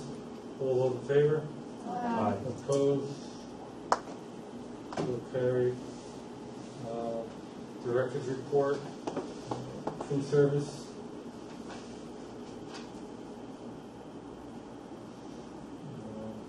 Any questions for Ray? I know we do everybody's. Peter, do you have any update on our capital project right now, where it's at, and how it's progressing? There's a tremendous amount of activity going on. The football field is basically done. This week they're working on the soccer field, the lower outfield, working on that. The drainage around the infield of the baseball field has been 80% complete. Major work at pulling stuff out at the elementary school has really gone on there. We had a couple of instances where we've had conduits going through curbs that have been accidentally taken out. So Mayor's working on repairing those problems that we've had there. The brickwork is progressing at the middle school. Bricks are supposed to come for replacement at the middle school, and the high school are supposed to come next week so that they can start putting all those bricks back in and doing that work. Have they done the masonry work on some of those pieces? Well, not at the middle brick- school? Not really. They've done some pointing and stuff so far. Okay. Most of it's all been preparation now. They've done a lot of cleaning. Most of that's been done so that we can match mortar colors and the faux stone. We'll make sure all that stuff is been every week we've had mock-ups being made, or like a mock-up of mortar colors to make the right choices. We had to select bricks. Like bricks at the middle school, there's only 2 companies in the country that make retro bricks, 8 inches long. Right. So we had to make a choice there that was as close as we could get it. And based on where most of that is on the building, we don't believe it'll be noticed. I'm more interested in the cast repairing and some of those structures. That is all in the process. It was all measured. Okay. It was all laser measured. All that was done. I know that's time consuming. Correct. And shortly you'll probably see scaffolding in front of the 3 major portals in the front of the building for that faux stone work. That scaffolding will go up and it'll probably be up through September. So a lot of that is going on. Are you happy with the progress thus far? Knowing that we're always behind the 8 ball with this stuff because there's only 8 weeks of summer. The progress has been good. We've been working to improve communication and make sure that we know what the schedule is, because it's kind of like a moving target. Sure. And we've gotten a little better on that in the last week. So I think it's progressing well. I think the work that was done on the football field was exceptionally well done, and that's based on the guys that did it. They did a really clean job on that. So we fully anticipate that field to be playable in September. How did it look after the rain? Last Friday. Well, the rain really hasn't done a whole lot. We've watered it the week of graduation. No, I meant, Did it mess it up because of the No. volume of rain? No, the more rain we get right now, the better off it is, because it's not really that wet. But it was a lot of rain, though, but it didn't rain properly, It- or did It appeared to be. Okay. There was no puddling or anything like that. I mean, we haven't really had a lot of puddling lately because, and I say lately in the last couple of years, because we really haven't had any really truly inundating hurricane-type rains or anything like that. But we've been watering the middle school field daily. We've been watering the high school field daily. Football field looked great, that whole facility, their graduation was phenomenal. You guys did Kudos. did another great job. Thank you. Really did. The guys, we whip them hard that day to get all that done in one day. So, It was good, no, it was really very impressive. I just have a question. Go ahead. This is like, just because I'm curious. They use our elementary school to shoot off the fireworks, right? Middle school. Oh, it's at the middle school field. well, no, it's actually set up. The fireworks themselves are set up on the elementary school field. Right. Now, I know they have to give us an insurance certificate. Do we give them the limits that they have to bring with insurance? Because I'm sure they have to have insurance certificate. It should be. $500,000, Right? But do we give them the limit that they have to have? I was just curious, because I mean, that's a liability, not that they do a wonderful job. don't get NYSER me makes wrong. recommendations for us, and we anybody who uses our facilities, we share those. They might even have to have a rider for Or certain something like events like that. right? I was just curious, because they do a wonderful job, but I know it's on our contract. Is that contracted out, or is that our crew that lights them up? No, that's contracted out. That's what I thought. I mean, the whole setup is That's bought. what, then the You're town buying the does whole it, right? They service, use so our. They might have their own policies. With drones to film it this year. I Oh, saw did you that. see that? Yes, Oh, I I did. didn't Yes. know it was them. The drone, I think they did a great job this year. Yeah, yeah, the fireworks show was actually better than the walkways. absolutely. And it was the guy told me, he said that it was probably going to be 20 minutes because we were trying to delay it because the sky was pretty light. And the cops didn't want to delay it because they had a really large crowd. Yeah. And they wanted to get it going and get it over with instead of people just milling around and everything. So they fired off at 9:15 as they were on schedule, which I thought was fine. The sky was dark enough. But it was about 36 minutes, I It believe. was long. And it was full activity the whole 36 minutes. Yeah. And at the end, if you notice, they had There a was few. some they forgot, right? No, they didn't go off, so Oh, they didn't they go have to light them off before they take them out of the tubes. But No, I was just curious, because they do a wonderful job every year, and I was just curious as to, like, what kind of insurance This year they was require really- and all that. and the drone guy was there, and we thought we were going to have some issues with the elementary school not being available because the people park over there. We had some issues in the beginning. We got some people moved, and we corrected that so they weren't anywhere near where they're not supposed to be. The middle school field, we backed the people up to the southern I goalposts. noticed that. We did that basically to keep them off the field because we're trying to get grass to grow on that field and trying to maintain that a little bit better. Oh, more so than Yeah, the that's what I fireworks. Yes, figured. because that could very well, in a lot of instances, be the primary field this fall, especially for soccer. So, But no, like I said, I was just curious. I It's a mean, big crowd. Did you say 5,000? Did you hear any estimates? I didn't hear any estimates, but when you look at the drone, didn't look like there was that many people, even though the cops said there was a lot. But the drone flight the guy was set up behind the middle school with his Oh, you got control to see it on there? Yeah, it was Amazing. pretty spectacular. well, they There's were no such thing as checking privacy anymore, so. We should have one for graduation. bags. Yeah, good idea. But they did, they were checking bags, and I mean, I thought it was very well put together. Yeah, they were very Unbelievable, and there was a lot of people. Yeah. Peter, two questions. Do you see any downtime with athletic events because of the fields? I know, like the baseball field, the outfield is used for fall soccer. Obviously, that would be ready, but are you able to move them over to the middle school for that? We've had at least a couple of discussions this week already on field locations and scheduling, which involves potentially the Nardone fields and whatever deals we can make to use Nardone for practicing. And I'm speaking out of school a little bit here. Pretty much but- you'll stay local if we can. Yes, we're not looking to go anywhere. We're looking to whatever options we have, including Tony Williams Field, for like a half field for soccer practice if necessary. Modified soccer would be at the middle school and the town baseball field. We can run 2 games there, girls, boys, and swap them each time so that there's no complaint about who's playing on the big field and who's not. So we've been looking at that because we're anticipating anything that could go wrong probably will, so we're trying to be prepared to adjust. There is a possibility that the middle school field will be off limits because of bleacher construction? No, middle school bleachers will be done by August 15th. Oh, okay. It's supposed to be done by August 15th, complete. Okay. Last question. We didn't accept the alternate for the tennis courts. What was the plan for the tennis courts if we don't go the route of resurfacing them? Are they going to be tied into the new bus compound?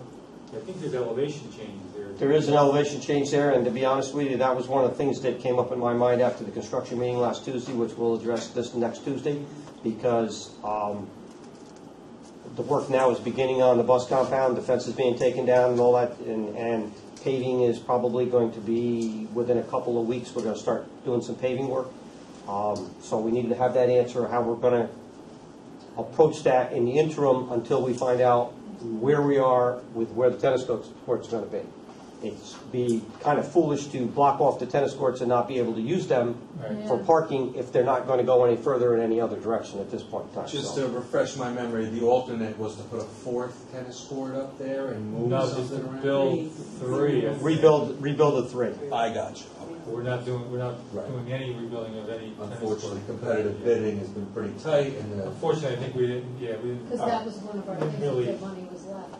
We didn't go with yeah, I remember since. Because I know, if the community was not happy or something, something about volunteering, what was that discussion? Being able to have X number of matches here Right, rather they than wanted two, to know the who total they on were. each site. So we satisfied by speaking about an alternate That's right, we need during an the alternate. pre-referendum. Right. But when the bids came in, it was included in the bid documents as an alternate to redo the tennis courts, but the bids came in high, Yeah. so we weren't able to take those alternates. And part of that was the fact that when we're talking about 4 courts versus the 3, the optimum for when they have a tournament is 5 courts, because then you can keep the flow. So 4 courts really isn't that much of an Not a big advantage. advantage. Dollar-wise to where we're going to get it back up to be a tennis court, staying with 3 is probably the optimum for hopefully the money that comes available at some point in time. Okay, we're all bound by lots of things. Okay. Oh, yeah, one more comment to give back to Maria. I love your reports. You're compared year to year. I don't know how closely my colleagues look at this, but one thing that is starting to really stick out to me is the free participation is increasing while the reduced and the paid are decreasing. And that to me is a symbol of the economic health of our community, and that's just, I think we need to be mindful of that. Sue, and I appreciate you calling out to that, because you do bring it to our attention from time to time, because I know you watch that statistic. And actually, I did kind of look at that and think about that, but in accordance with some other agenda items, I believe. One of the positions that we were talking about, and do you go content versus support staff at the elementary? And I think, we do have to recognize that we've got people struggling in the community, and that's wrong. Yep. Thank you. I just want to comment on that. When you see the reduced meals, when you see the reduced meals going down, and you see the free going up, I believe our reduced population went to free. So that's why you're going to see that number go up and this number go down. Did they raise the level at all? That's The coming dollar up. amount level? Yeah. Because that will change Not the huge, but applications they too. did Yeah, change. every year. And they they increased increased it. Reduced, it's still 25 cents? Yeah, that's a state law. Yeah. It is state law? Some districts will choose to subsidize that. It's 38%. Yeah, I think we're almost at 39 for June. I didn't get you the June. 40% of your. But they lowered it, they lowered it. They lowered the I thought they raised. Did they raise the income amount or lower it? They increase it a little bit more, So you can make a little bit more and still qualify. Right. But if you get a decent raise, Then you don't, okay. But Yeah. they do increase it, okay. Yeah, but like all their metrics, they don't really catch up to, with the truth. They're like my lagging. concern is that the food stamp program is going to change their levels and not get as many people qualified. And that's where a lot of your automatically can, So give them a down. So you'll have to chase more applications. applications, which, that makes it so much easier. Doug, I don't want to leave you out of the conversation. The first couple months on the job, could you give us kind of an overview of what you're seeing, maybe what's happening with recruitment, training, overall, maintenance of the buses and scheduling and so forth? I like what I'm seeing. I think you've got a good, well-trained, dedicated staff. I see it especially when I ride on the buses with the drivers around town. I've ridden on most every in-district bus. And I noticed especially that the drivers are very conscientious about having the kids cross safely in front of the bus. And I'm making this symbol because this is that's the what they so-called do. universal crossing symbol to safely cross kids in front of the bus. So that's a sign that drivers, A, are well-trained, and B, are implementing the training. You've got an excellent crew of mechanics, and that's demonstrated in their DOT inspection rate, 96.3% or so. And that's really quite outstanding. Typically, the average is around 90. The last 24 buses were inspected at 100%. Yeah, Nice. that's a good point.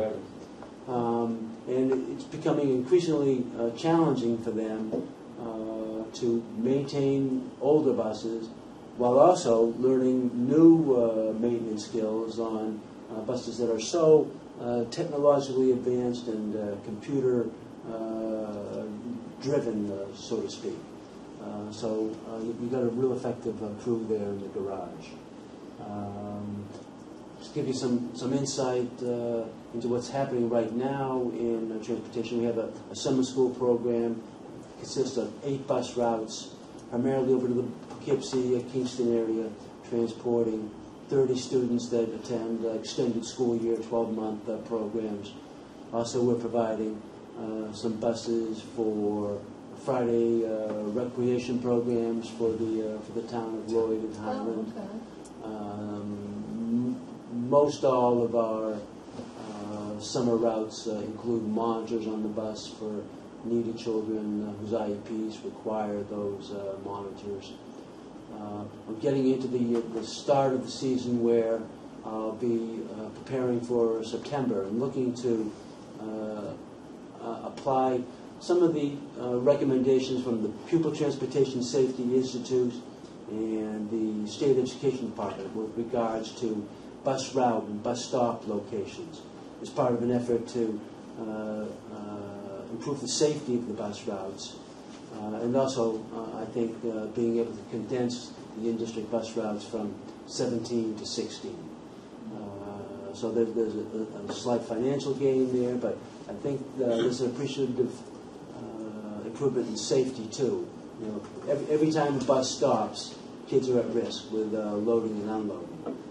I know so many members of the community are accustomed to having the bus stop at or very near their house, but really that increases risks, not lowers risks. And the third thing we're working on is preparation of some bid specifications to get some lower cost options for a couple of the new out-of-district busing needs. They'd be very expensive for the district to meet with its own resources, but if we can share transportation arrangements with some neighboring districts, or perhaps even have a parent transport their own child, which is allowed by state ed, then there can be some significant savings for the district. How are we with staffing? Like, we're accepting a resignation for the purposes of retirement and maintaining a good driver force is obviously a key to safety. Staffing is adequate, and we have a number of inquiries and applications on file for both driver and monitor positions. Okay. The trick is, identifying and keeping good quality drivers who like to work with kids. And foremost, it has to be someone who likes to work with kids, who also knows how to drive a bus and is properly licensed and trained. There's a lot of work that goes in preliminarily to getting a bus driver's license. 30 years ago, you can go to DMV and get a license. Now it takes a lot of upfront commitment and some cost, and a commitment of your own time to get that license. So, but as things stand now, we do have an ample number of drivers and monitors in the pipeline to step in and fill in. Any questions for Doug? I think that's great about moving the bus driver physicals over to a local business. I think it'll help us, I think yes. that's really great. It's good for the some community. nice savings there. Good budget. The convenience will help. Yep. We need to do more of that. Keep it local. Yep. And the new buses that we've ordered, They offer training, do they not? Do they offer Yes, training? for the mechanics? manufacturer does provide training in So they could staff propane fueled buses. The mechanics have already received some of that training.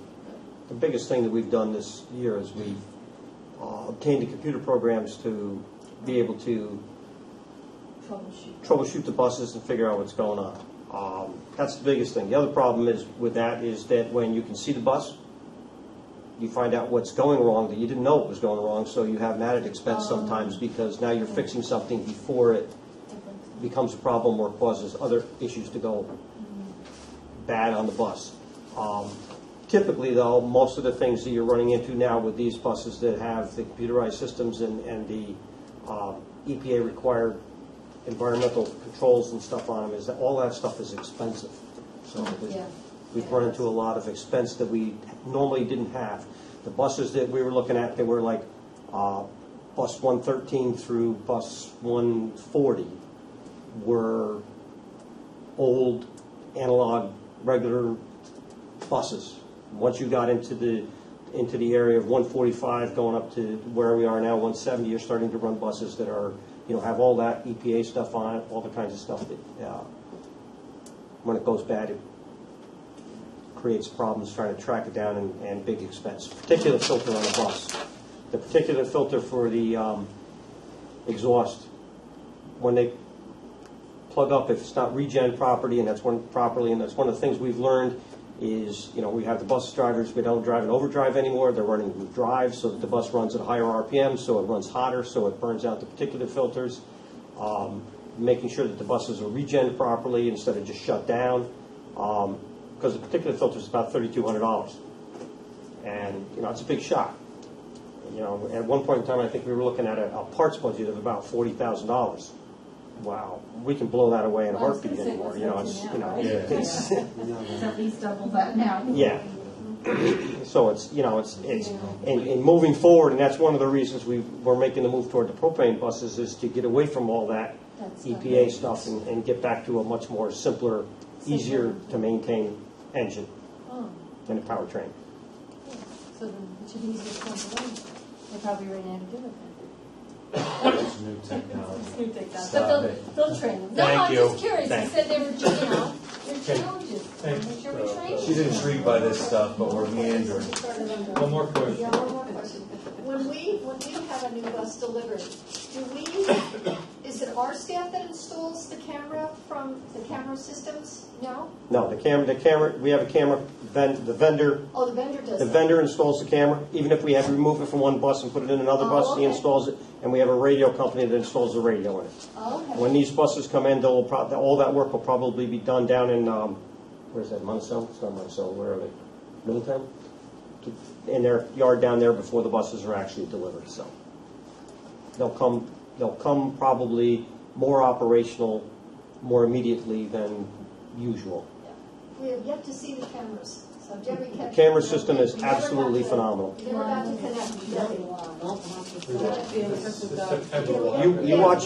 You watch a few of those videos, you'll learn more about kids than you ever wanted to know. Or no? It's interesting for about the first 10 minutes, and then, it's not quite interesting. You'll learn an entire new language. Thank you. Okay, under personnel, can we take personnel as a block from A to D with an amendment? Do we have that? Are we going to do that? I have your, no. You have the sheet? I do. I yeah, that. I do. You have it?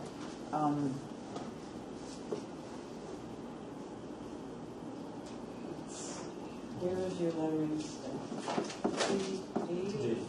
All right, So this is the E, F, This is the G, Oh, yes, right. H.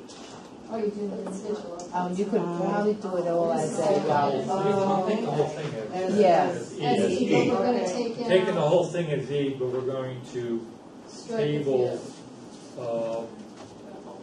Full cheerleading. varsity boys golf. Yes. And the open one. Fine. Right, and we have two open ones that we're not gonna have to remember. Right, and Junior varsity fall. table varsity fall cheerleading, table varsity boys golf, and table Varsity girls. varsity girls And it tennis. was JV, cheerleading, I Tabling three out of ten. That'll be E on personnel.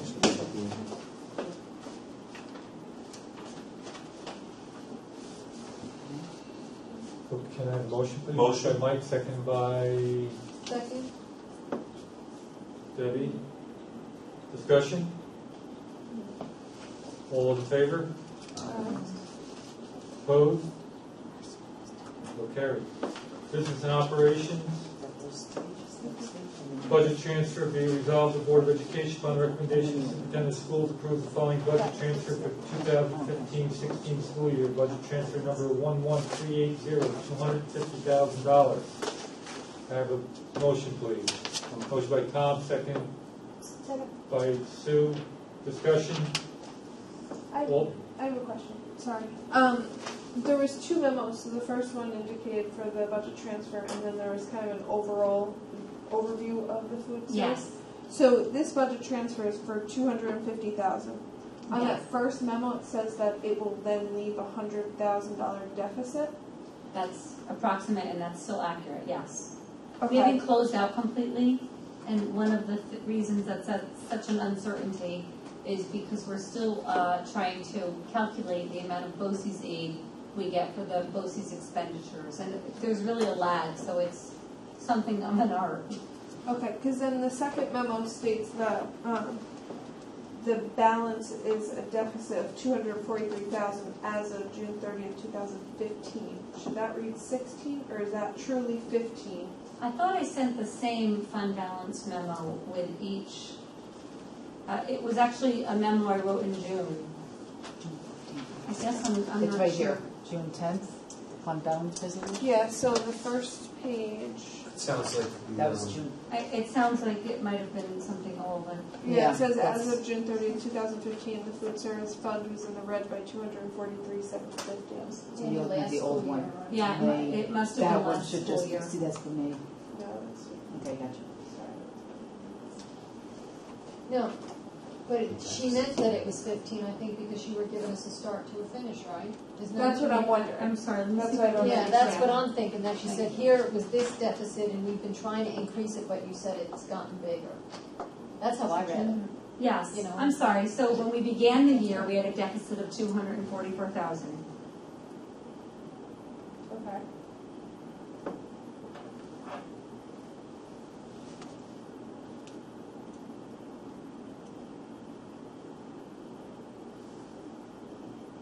Does that make sense to you? So we're, I think what you're probably thinking is we had a larger deficit this year than we expected. so are we funding the deficit from June 30th, 2015? We are reducing the cumulative deficit, the part of the 243, Okay. along with current year deficit. Okay, Yeah, so the because current these year are low deficit? deficit. Our deficit is higher in this program. So as of June 30th, 2015, we had a deficit of 244,000. That's We're correct. gonna fund it with the 250. And then you're saying we're going to have about 100,000 left. So overall, from this school year, we were in the red by 100. 200, because we already had a 100 fund allocation in the general. fund. Okay. We've allocated. Okay, other we've already funds allocated on the- 100, so that's fine. Okay, That's so correct. this year it would be the 200. If I with remember 100 correctly, remaining. the average deficit is around $350,000 per year. No, Well, that was last year we put 400,000 towards the deficit. Understood. No, But that's, that was last year. Okay. So this year, as of the end of this year, we'll have a deficit of about 100,000. In addition to, we've already funded 100,000, so total deficit for the year would be approximately the 200. Correct. Okay, I understand. Sorry. It's okay. Got me there. I was gonna, So do we carry the deficit, or do we zero it out at the end of the year? we carried the deficit. We did carry We've not had the financial means I to thought we zero zeroed it it out. out. Just think of the over time though, if we have not been able to address So we didn't zero it out at the four hundred It would thousand? be, No. it would be, We used that 400,000, we still had 245. Right. it was so big last year. Well, knowing that it's We've been cumulative carrying it helps, for a while. But rationalize the the number. order, and I misread Oh, this yeah. because I thought you were saying we zeroed it out. Okay, never mind. Well, I think there was a period of time where we thought if we increased the general fund subsidy to 100,000, again, that was really before we had a lot of those wellness initiatives and started seeing some of those changes. We thought that that would solve it 4 years ago, but then it kind of compounded itself.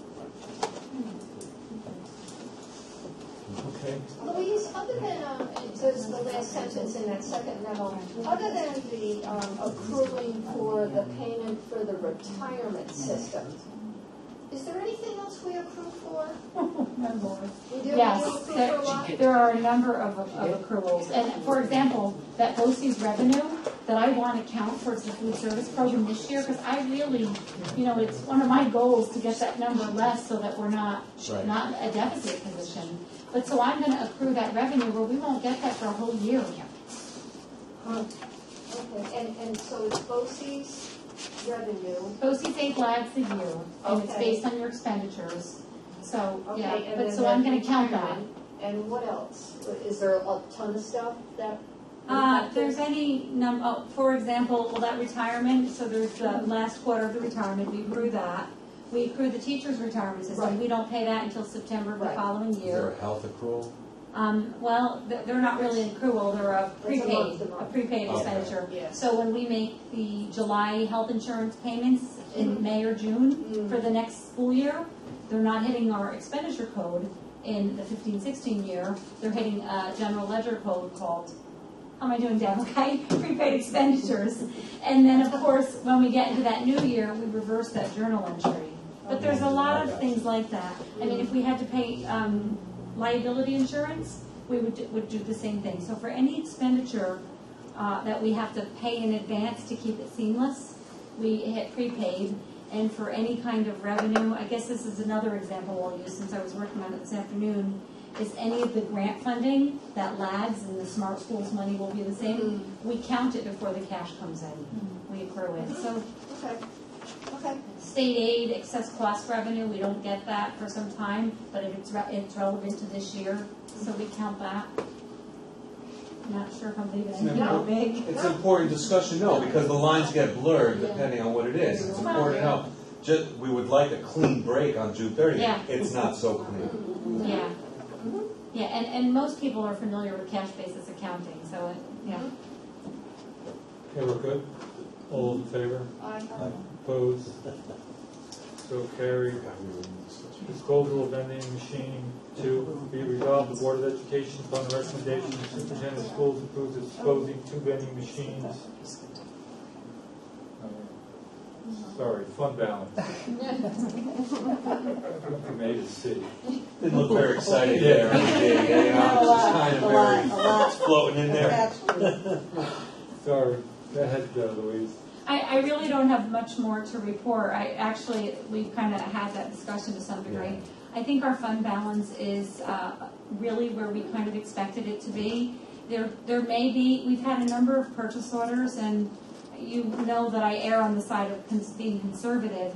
As we close out our purchase orders, there continues to be a little bit of fund balance that materializes. And we'd like to, if at all possible, apply something to the capital reserve and continue our efforts so that when our auditors come in, they recognize that maybe we're not moving as much in there as we'd like, but we're going to continue to try and do something in there. And there's already a board resolution to do that. I just wanted to make you aware of that. What about tax cert? Do you think we should maybe put some money in tax, because we don't have anything, right? Knock on wood, I haven't seen any of those, but, and we also don't have a lot of those coming in right now. We've not really been laying off people, so that helps. But if we had a lot more fund balance, we could talk about those, and those would be things I'd like to talk about, but I don't know that we're there. Deb, I don't know if you had anything to add to that. No, I think, if my memory serves me correctly, the tax certs in particular, the auditors are going to want to see something that might be pending. Is that still the Judgment, yep, case? the But ones yeah, you where- notice. Where we get a notice that we may have one of those in the works, and then if it doesn't, I think they want it Yeah, they want, expended in a certain period. It's not something that you can just hang out there Right. without some criticism. There needs to be, If you don't need it, it shouldn't be there there. needs to be That's evidence, sensitive. there needs to be an actual tax certiorari All right. that's pending, and then if it's resolved, they want to see you return that money. So that's one of those that are, Can't make it a general People- reserve on like the I think Yeah. just districts do. I'm not saying districts don't do that, they do.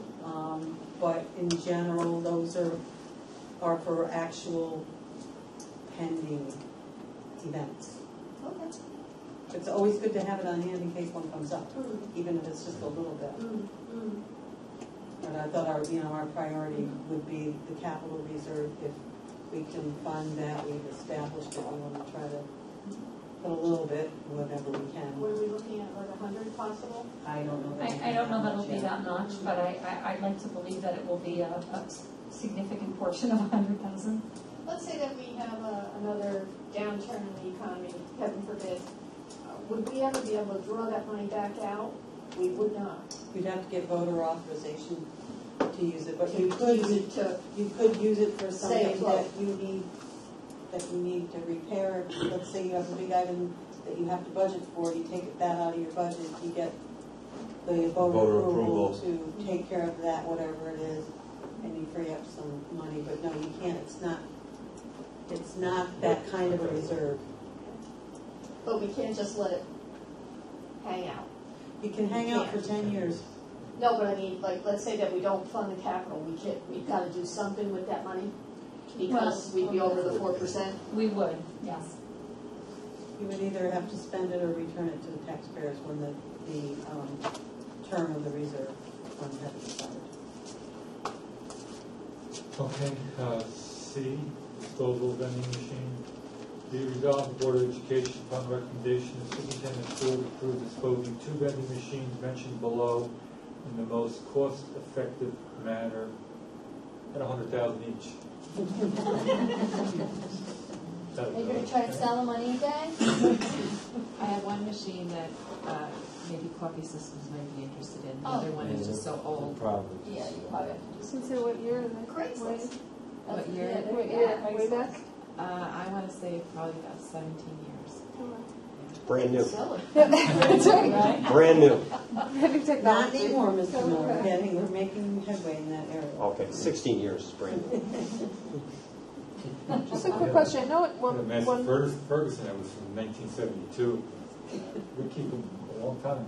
at one meeting we had discussed one of the machines that I think was in the high school or middle school that the elementary school was interested in and thought it would generate revenue.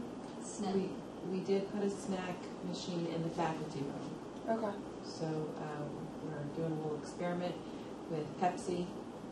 And Okay. it's their machine, they stock it, and we get a piece of the sales. Okay. Was there like a cold? I thought it was some There's a sort water machine down there at the elementary. No, I They thought it never was like a had cold There was something like snacks. yogurts and stuff, right? Yeah. Didn't you have a cold snack machine? We did down at the middle school, and no one purchased anything. I think the elementary school, it was, Yeah. Oh, he said, Joel said he I was thought Joel interested said in they'd having love it to down there. have that, right? Yeah, that's what I was wondering. I think it's ongoing conversations as part of our whole look at what we're doing in each building. Okay, any more discussion? All those in favor? Aye. Opposed, so carried. Music instruments, be resolved, Board of Education. Oh, we Yeah, didn't get a just a motion. motion in a second. Oh, we did? How do we get discussion? We can have a Sorry. motion. You talked about $100,000. We all got excited. Yeah, that's right. Yeah, right.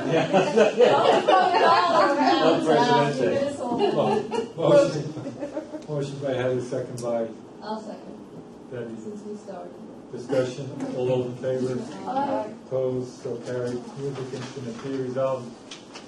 The Board of Education, upon the recommendation of the superintendent of schools, gladly accepts the donation valued approximately at $250 of Yamaha bells to the elementary instrumental music program. Have a motion, please? Motion. Motion by Mike, second. Tom, discussion? All in favor? Opposed? So carried. Surplus be resolved, the Board of Education upon the recommendation of superintendent of schools approve the disposal of the attached list of music instruments at the elementary school in the most cost-effective manner. Motion, please. Mike, Motion. second. Tom, discussion? On that one, it seems like there's a significant number that we're disposing of. Are they actively being used, and is there a plan for replacement of them, or? They are old instruments that have been stored in the building, according to what I recall from Joel, for Okay. quite some time, and he actually had I think either Karen Adamak and someone from one of the music instrument suppliers look at them to make sure they couldn't be repaired. Okay. But they weren't actively being No. used, so it's No, not they're not. something that They're needs not to be coming replaced out of immediately? service. Okay. No. It says there, they could possibly be sent to a recycler for the pieces and parts. Okay, all in favor? Aye. Opposed? So carried. Superintendent's comments? Okay, would, again, just like to echo comments from earlier about not only our graduation, which we were so fortunate with the weather. The forecast started out that week not being so favorable, but we ended up having a beautiful evening for that, beautiful setting. The other moving up ceremonies went well, and that doesn't happen without a lot of behind-the-scenes effort at the building level. Our clerical staff, our principals, our teachers, our custodial staff, our food service staff is involved in refreshments. So there's really a lot of work that goes behind making those events run smoothly and be enjoyable for the participants. So I want to thank everyone for that. There hasn't been a lot of new things happening since the end of school, other than, of course, we're already in the full swing of preparing for our students to return in September. Sarah has been working on our retreat agenda. We'll be working on our opening day agenda. We're working on new staff orientation. At the end of August, we had conversations about including our support staff on part of one of those days, so that they also have the opportunity to hear more about district processes, procedures, meet with their colleagues who are newly hired, and so we've started some interviewing for some knee replacements, and that brings me to my next item under superintendent's comment, which I believe would also need further discussion under board new business. As the board is aware, we have received confirmation from our Assemblyman Scartatos that we will be receiving $100,000 in supplemental aid from him. We will also be receiving a capital project grant that will ultimately offset the cost of buses by $250,000. But of course, that's about a year out from what I'm hearing. And then we really can't talk about what that might mean, but we will be able to, I think, for the 17-18 school year budget. And then our Senator Scartatos was able to, Amador, sorry, wrong person. Thank you. Senator Amador secured another $200,000 in member item money for us. And as I mentioned in my update, the East Ramapo School District got $1 million, but we were the next highest. But they're being monitored by the state. Yeah. I don't. I'd love to put them zeros on our 200. But not with those strings attached. Not with what is precipitating that. So very pleased that the Senator Amador was able to do that for us. I want to thank again everyone who participated in the lobbying effort to get that additional money. Yesterday, and I did not have an opportunity to get this out to the board in time for this meeting, but Louise came in late yesterday afternoon with the news that one of our title grants has come out with a little over $100,000 more than what we had for the 15-16 school year. So with that being said, I have, in my update to the board, made some suggestions about how to apply the member item money. One of those suggestions was the high school special education teacher that we will be hiring for a cohort of students coming back, that be funded through member item money, because we did not know, we do not know yet what the savings in that program is going to be, although we do anticipate a savings. With the new information, okay, now I'm going to confuse everyone, but with the new information that we have regarding the grant funding, I would recommend that we hire the special education teacher with those grant funds, because it's very targeted. The use of those grant funds are usually related to students with special needs in some fashion. That we would hire the element. Now we'll go to the member item money, and I just heard from Mr. Carter earlier today that he's also going to need a monitor for a student who has that on their IEP. That could also be offset with some of that grant funding that we just received. So that leaves us with $300,000 in the member item money. And after some of the concerns and comments that were brought up on our initial discussion, we went back to the team and asked the questions that some of the board members had. And the recommendation would remain that we hire an elementary school teacher rather than transfer someone from 6th grade down into the elementary school. With all of the challenges and needs that we see our students coming into school with, the recommendation, the position that is supported is to have a guidance person in the elementary school, and there's programs and things that we really want to look into having that person get started at younger ages. We'd love preschool, but that's outside of this conversation. And then to look at some of the support positions that were going to remain unfilled, in particular some of the TA positions. I know that when we talked about not filling them, there was some consternation on the part of the building principals whether or not they were going to be able to cover all of those duties. And again, we have to look at all the IEPs and make sure that we're providing coverage, in addition to the fact that we have a TA for the program at the high school, as well as the new section of the 12.1 at the elementary school. That was budgeted for. So that's basically where we'd like to be able to apply those additional resources. If this is just one-shot money, how would we address it next year? Well, that has been an ongoing concern. When we go to the legislators and we lobby for funding to keep student programs.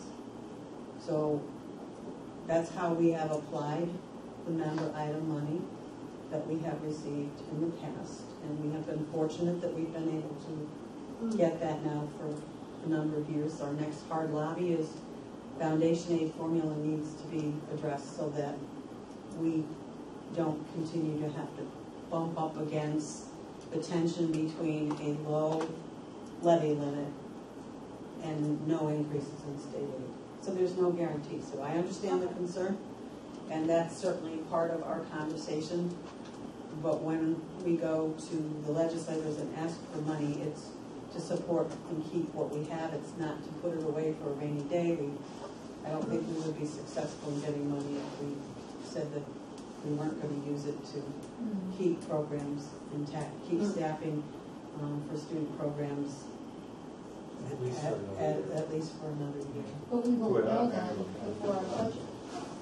So we'll be in the same position. Well, if they do something with foundation aid between now and the time the governor comes out with his budget proposal, we should have some idea. I agree. So I have the same concern. I think I voiced it at one point. I agree with the filling of the the elementary school position and filling what positions that we had anticipated potentially reducing as a result of retirements and maintaining that current level. I have a hard time going above and beyond and saying position, because next year, although the money has come from Albany this year, and that's fantastic, next year we're basically either laying that position off, which if it's that valuable, we don't want to do, so then we're putting it on the taxpayers. So I certainly have the same concern in terms of adding a position. We kept that level of staffing for this current school year when we had a leave replacement. Right. Correct. And you're right, we extended it for the remainder of the school year for transition, and it's a risk.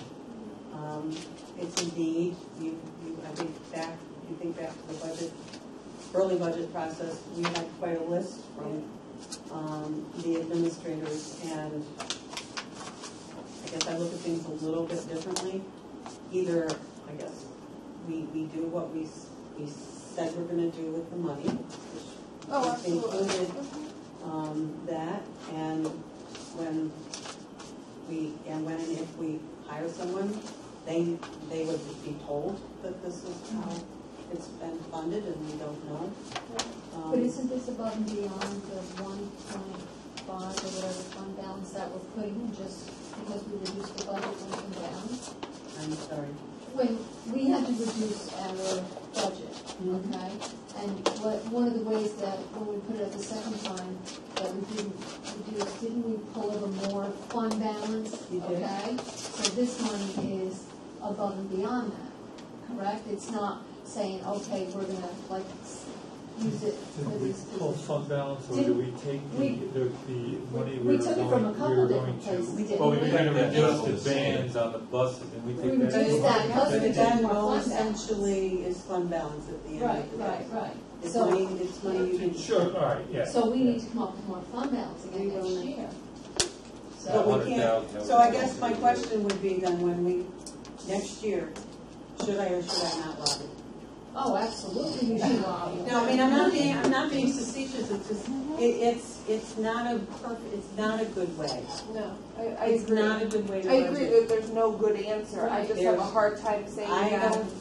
When we pulled extra fund balance for this year, just considering next year, we don't have that fund balance, and we've talked about that. So just being able to, I'm setting my expectations, hoping that that foundation is correct. And if it's not, then It's a lousy way to build a budget, and it's not a sound, if the word is sound or perfect way to budget. So when I meet with our legislators and we're saying these are the things that we need to support, and they support it, that's really what I come back to the board. It's like a double-edged sword, but It is. certainly, If I don't we solicited the find money, we anything. need to spend it somewhere. Those people who are affected by positions that are funded in this manner, do we let them know that they're grant-funded positions and? Yes, because they have to sign a grant No, certification. different Okay. conversation. Sorry. For the people who are going to be paid out of the title grants, yes, because we have to demonstrate when we file those reports that that's how the money was used. All right. For people who are being funded with something that is based on member item money, I would let them know, this is how your position is being funded for this year. You need to base I your think it's good for the board to know that, you need to base your acceptance or not on knowing that I can't guarantee unless things improve Right. budget-wise that your position wouldn't be in jeopardy. beyond the 1 year, there's some uncertainty. You'd be the least senior person in that tenure area if the money isn't there to support your position. Yeah, It because would be a probationary appointment, but. Right. When you think about even last year, the member, or maybe it was 2 years ago, when we hired the person helping out in the elementary school with IT stuff. So we hired them with this member money that we got, and now, roll forward a year, now we're in a position where we're looking to, where can we make cuts? That never came up again, and maybe that's, good, because that's something, an area that we saw that needed to be filled, and it has been filled. But now instead we were looking to decrease a classroom teacher and increase class sizes. So faced with those two, even though they're a different That time wouldn't have period. been an issue, Heather, if we did not have a levy limit of Agreed. 0.59. Agreed, but that's the problem. We can't It's predict so what it's going to be next unpredictable. year. It is. And that's why I have a hard time That saying is- we're going to well, and lock that's ourselves why in. if we had been successful with our first budget, we would have been funding at a level we went out To towards the maintain. unity, Yeah. to maintain our Right. current level of programming. And it only, it was supported, but not to the degree necessary. It's not fair to the system. I It's mean, like- just I to feel like honor it's like just what I'm unfair. hearing, it's right. And Now, I guess one other question just that I have is in terms of swimming, I know that merger got voted down. We can do rejected. Yeah. We can do the shadowing programs.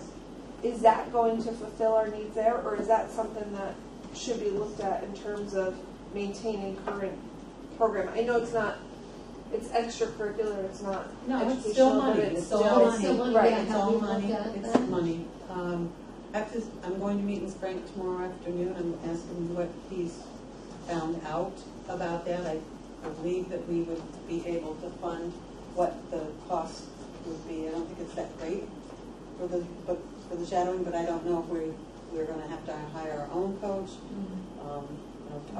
I believe we would still share transportation. I don't think they're going.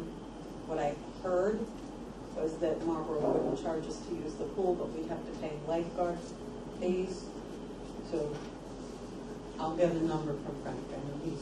I don't know that he's had additional conversations with the AD in Marlboro, but if we're going to do it, we need to know soon because that was start in the fall. And that was not on our listing, right? Oh, because we don't currently have one. Sorry. Correct, we don't currently have that. currently But if don't. we shift the special education teacher at the high school into the grant money that we now know we have more to support, and that's more likely to continue every year. Okay. And we still believe that we're going to see a savings in tuition from that program. So in the 17-18 school year, we will hopefully have more leverage with that. There should also be excess cost aid that will start to flow. Right. So with shifting that over and using what is left if we build the 4 degrees, build the elementary and guidance, we can look at that if we have to fund a coach, filling the TA positions that we're going to leave unfilled, and then look at what other opportunities we have. But I think we're going to have to prioritize, and I'll need that from the building principals once their schedules are known and we know how many one-on-ones going to be here. And Well, you need to fill a TA position anyway for the high school, Yes, doesn't we matter do. teacher, so that's a given, we have no choice on that. Unless you have that filled in the budget. that's part of the model, though. Yeah. Bringing That these was- students back offsets those costs. No, that's in 300,000.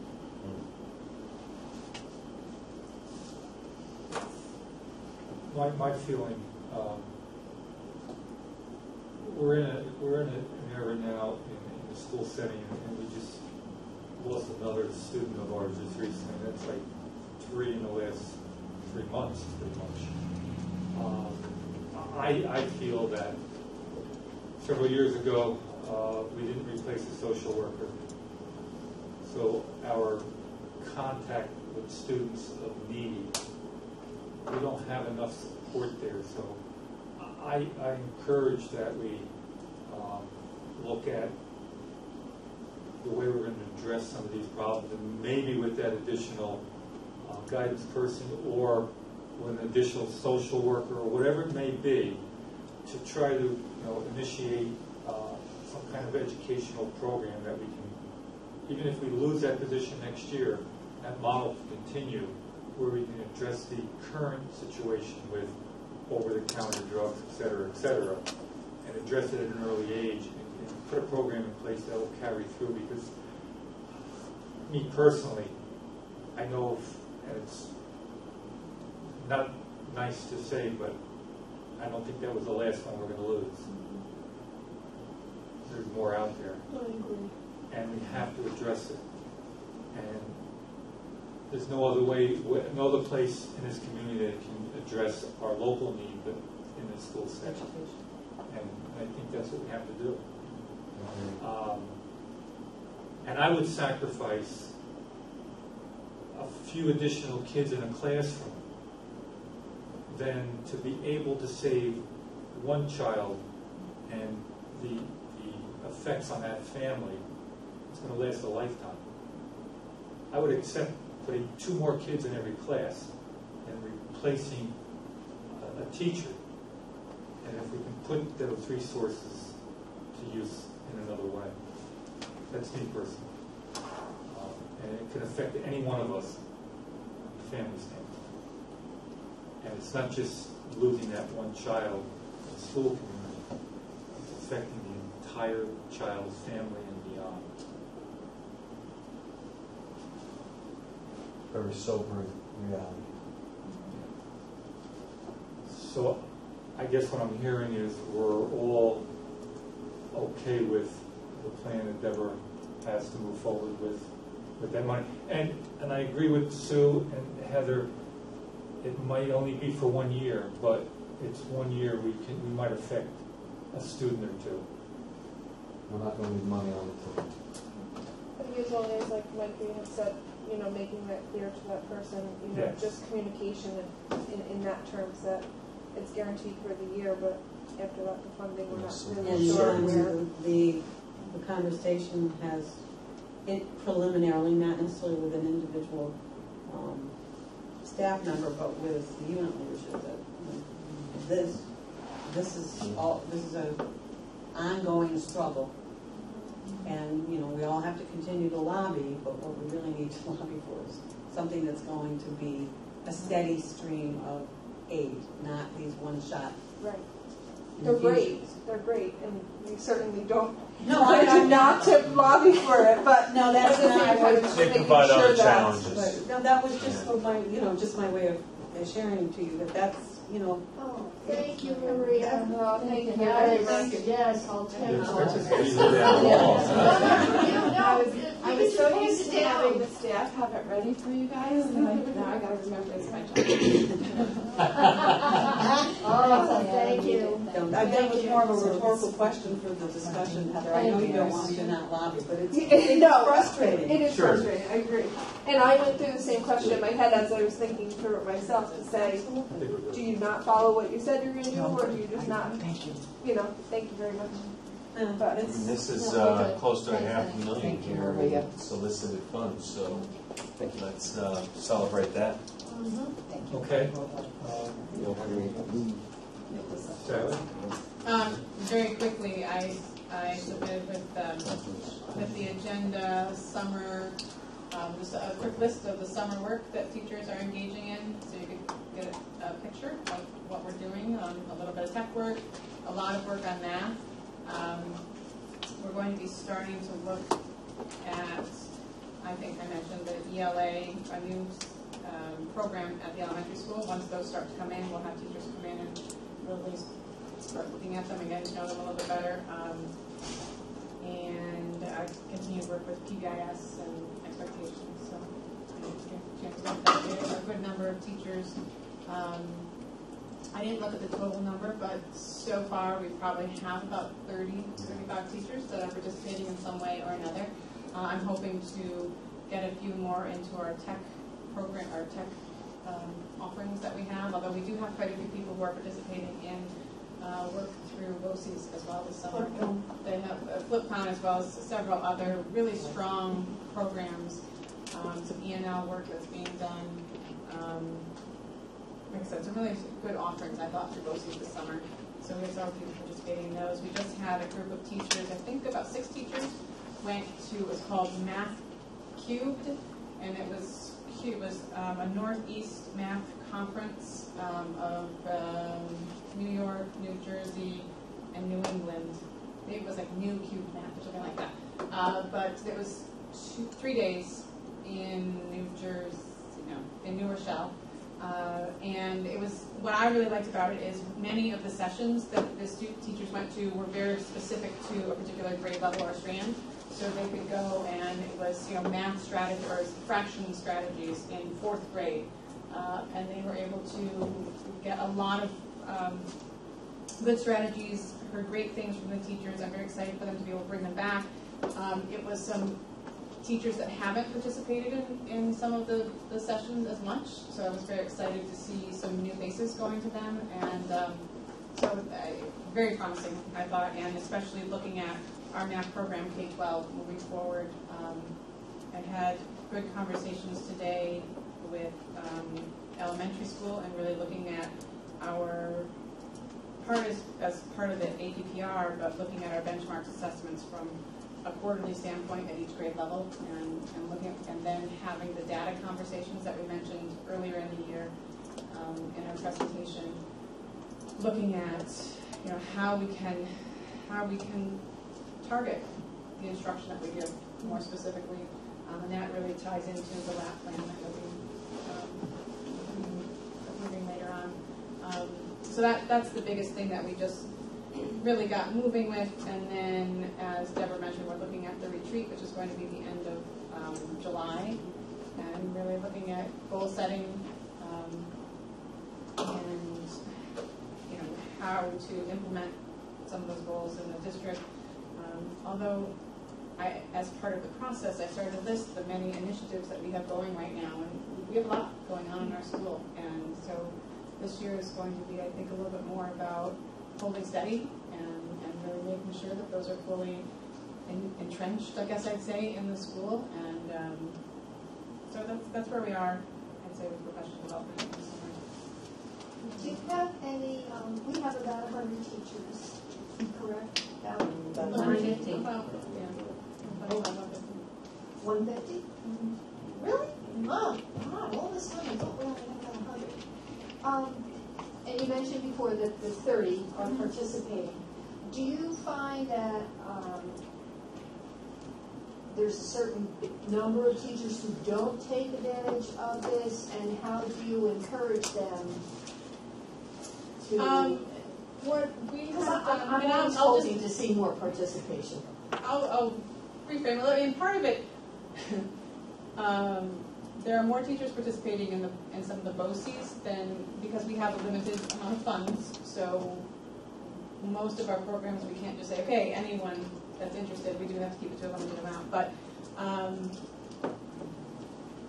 over the past year, I would say, in having conversations with the building leadership, we've really been talking about ways to invite others into the conversation, and beyond going to just our grade level or department chairs, really looking, especially with this math cabinet that we've been starting to put together, really pulling in some teachers who are more quiet leaders, and making sure that they're going to be the ones talking about the program. So we're really looking at that, Sue. And are there some people that might not participate if it's outside of school hours? There definitely are some, but we've really done a lot to improve the professional development that's done during school hours as well, so that those we can pull everybody into.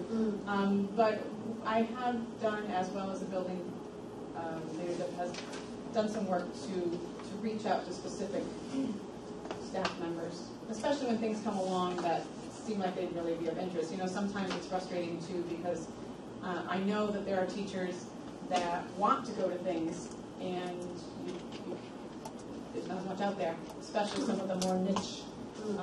There hasn't been a lot in science, really, in the last few years. Very specifically science, not so much the STEM, tech, robotics things, but more earth science, biology, that kind of thing. That we'll start to see more of that, because there's the next generation science standards are going to be coming out, so I think we'll start to see more of that. Social studies, there hasn't been as much, but because again there's new social studies standards, I'm seeing a little bit more, other than going to maybe their state conferences and things like that. So we're working on that, and it is something that we're aware of. It's something that we pay attention to. That's good. And try to encourage, and because I'd like to encourage leadership throughout the buildings. You don't always want it to be that one or continuous 10 people. It's just the industry that I'm in. It's critical. Absolutely. To keep up.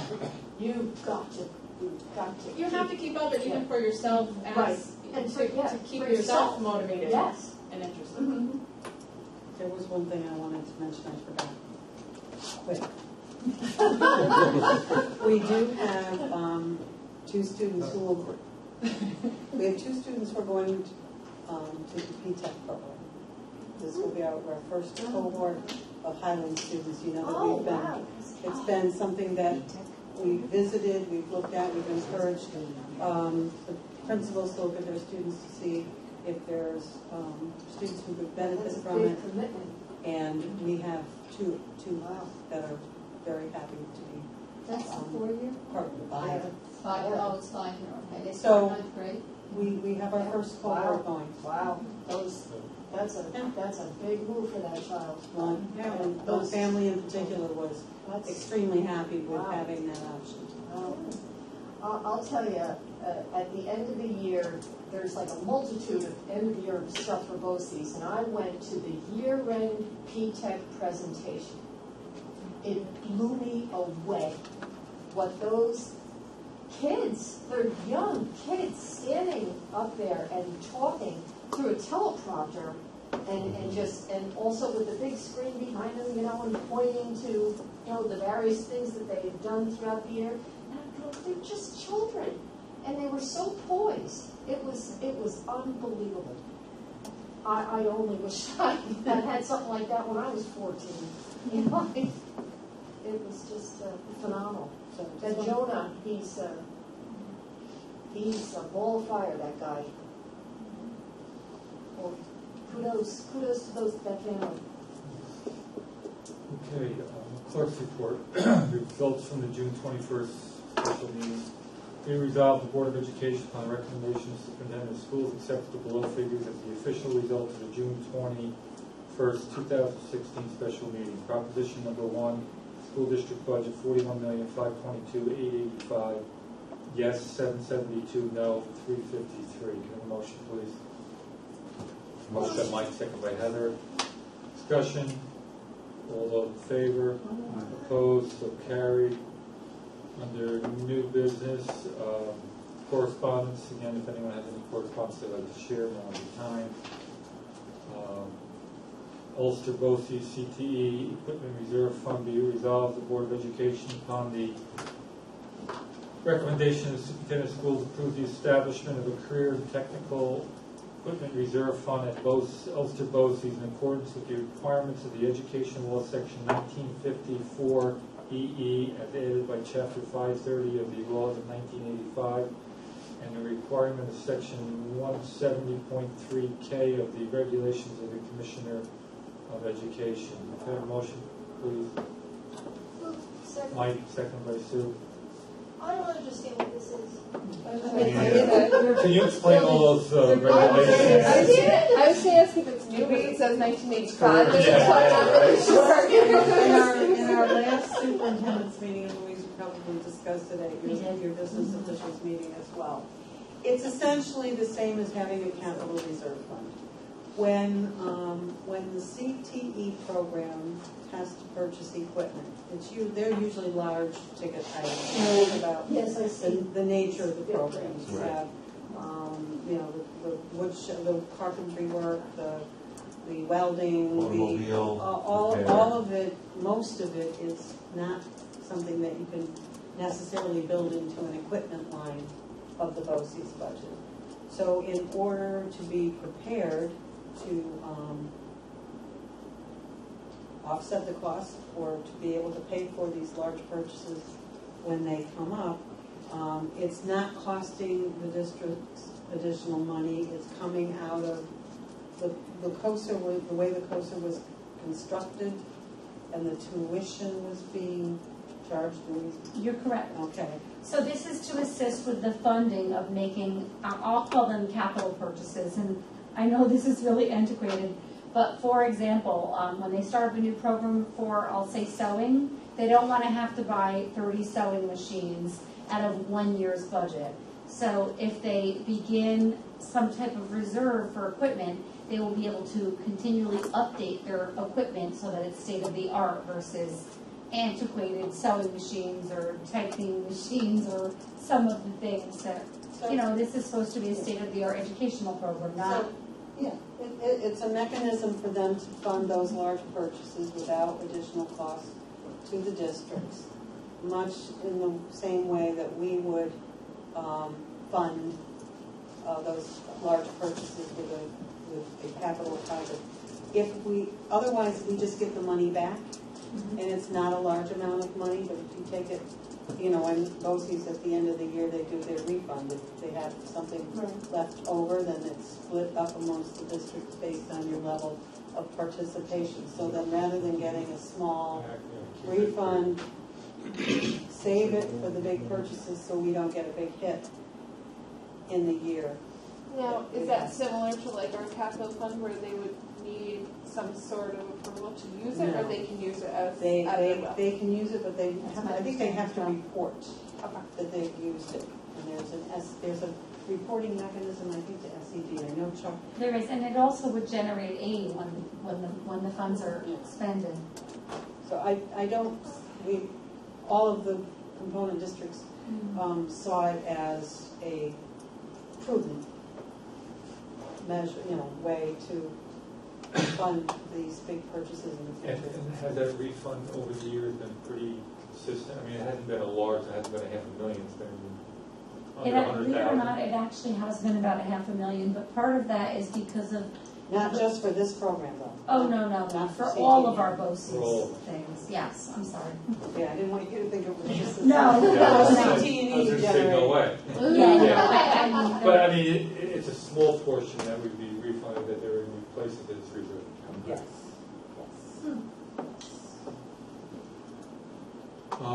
We got a motion, I think. Yes, Mike and Sue. All, any other discussion? All in favor? Opposed? So carried. The Ulster BOCES board member resignation. Does anyone have any concerns over, because I think we had like 10 days to respond back if we had any concerns over them filling the position through their mechanism. Okay. The last plan be resolved, the Board of Education upon recommendation of the superintendent of schools approve the attached elementary school local assistance plan and the middle school local assistance plan for the 2016-17 school year. Motion, please.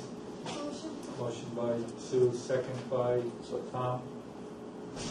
Discussion?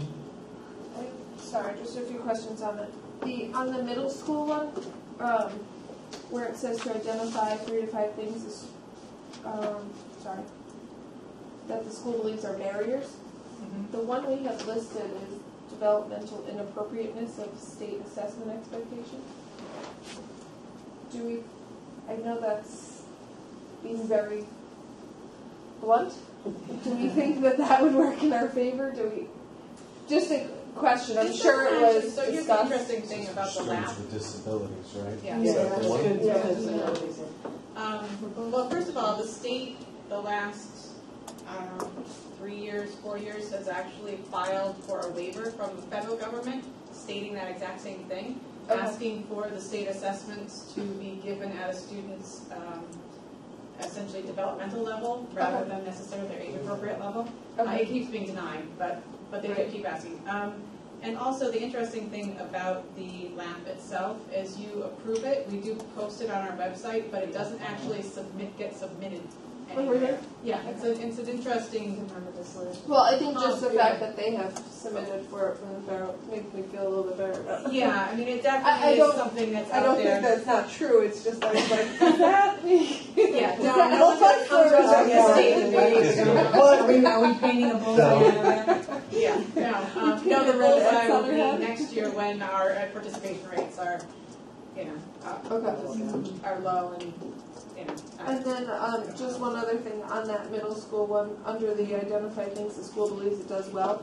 On number 5, it just create a positive and academically safe learning environment for. And it doesn't you know really- what? I had seen it and then I forgot to fix it. Okay, So just wanted to, Just just for students, yes. Okay, yep, makes sense. for all students. I think I got so excited that we had it complete and ready to go. I forgot to go back and do that.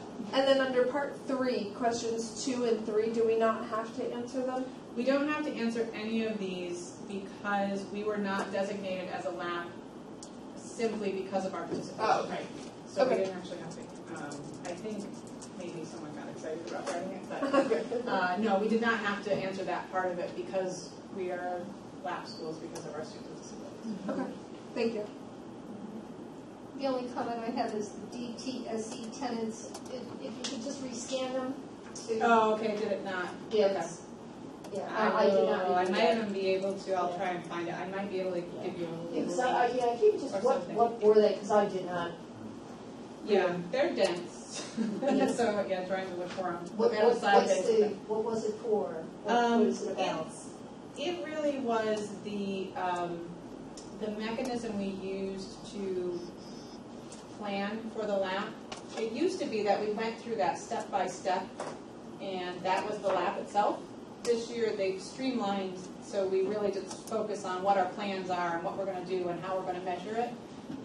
But these are all really questions for us, a self-assessment or a reflection as a building about our building leadership, about our curriculum development, about so that it leads you to deep thinking about our program for students, with, in this case for students with disabilities, and what are some ways that we really believe can impact and create growth for those students. And I have to say, it's been a great process to go through the last couple of years, as much as I would love to not be going through this process, and I'm hoping the changes that we started this, the school year that just ended, I hope we start to see some of the benefits of that as we're moving forward.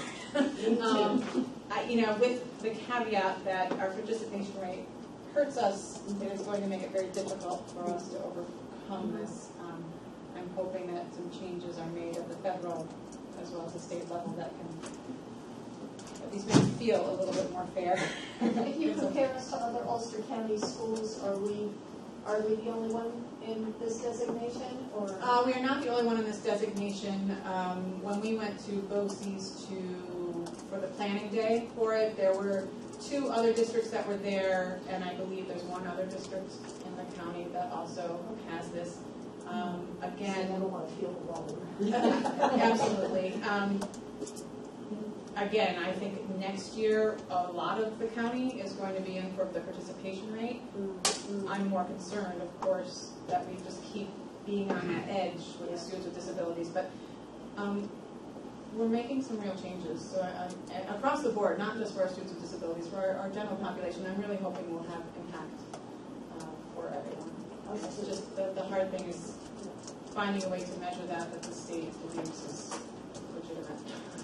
We have some ways we're working on it, but it certainly has kept the conversation going and has again led to change in the way that we're doing things. And sometimes we have to stop and assess. Thank you. Any other discussion? All those in favor? Aye. Opposed? So carried. Old business, smart schools. We had some discussion at the last I just meeting. wanted to follow up that Carol, that there is a technology committee and that she is going to reach out to some of those members, get re-engaged and to talk more specifically about the smart school funding.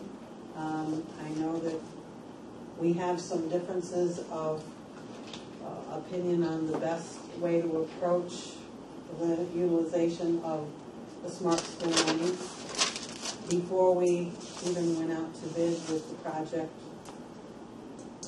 the thought that we mentioned and that has been discussed probably more in depth with the district staff is maximizing the project. I want to do some further research in the guidelines. I know there is a statement in the guidelines about not being able to apply smart school money to items that are in a building project if you've already gone out to bond. I think we should probably have further discussion with the support services level and come back to the board. So I think that's an open conversation. And while I'm talking about the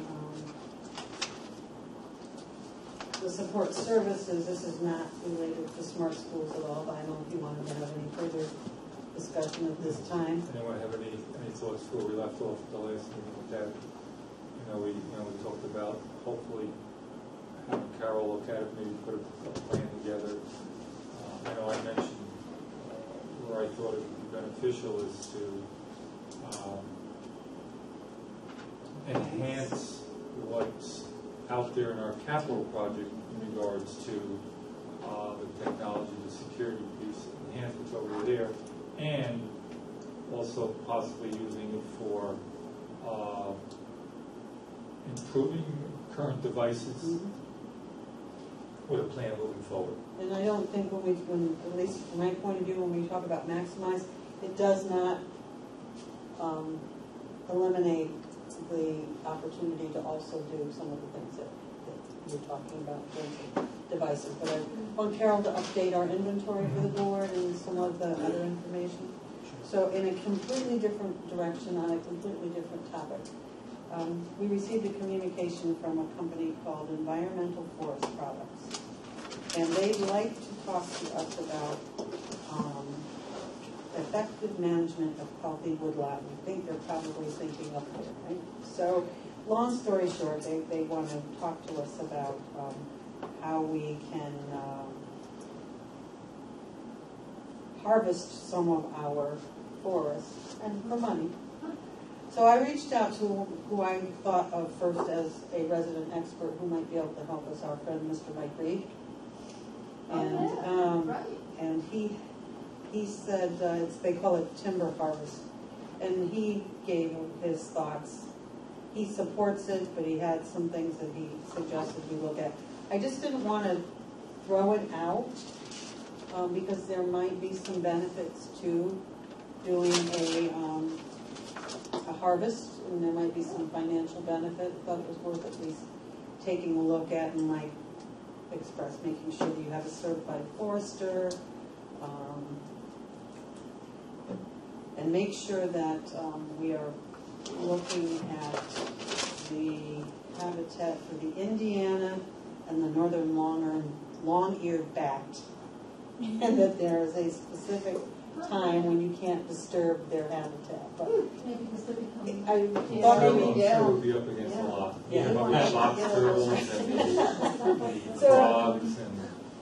So I thought maybe the support services would want to have further conversation about this. I would think maybe first to be asking legal if we fall in the parameter because we're a public entity, can we harvest land like that and benefit from it probably because we're a public entity? My own one and only experience with this, my upstate. We can't sell property unless we go out to the voters. We sold some cherry lumber to, had someone come in and do the selective harvesting, but that was probably 6 or 7 years ago, and we can sort of. So you're 100 years old. It was right at 50. That was before regulation. So we'll check. We'll check to see if that's a possibility for us. I thought it was just an interesting communication.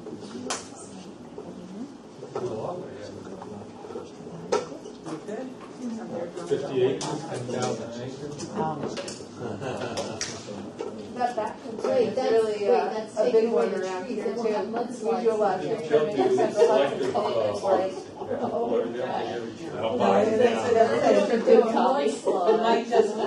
I'll send you Mike's email. He does talk about some of the benefits to the ecosystem by taking, harvesting selectively and different species. What else can we sell up there? Because we can't do much else. We got lots of rock. Spring water, rock. We got lots of rock. Maybe we could get spring water. Yeah, right. We could Spring bottle water, our we own. could bottle a shale over there. With the watering in Water in a bottle. with the watering in a football field, we hope we don't run out of water because we put about 100,000 gallons a week on there in the last 2 weeks. Get it, top of the hill. Super hot. Pump it down.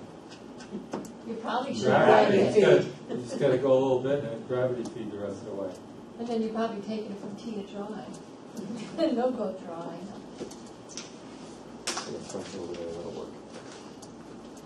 There's many school districts around that have as much property as we have. That you can't use? Unused. Vertical property. Vertical, unused, yeah. That's called high land.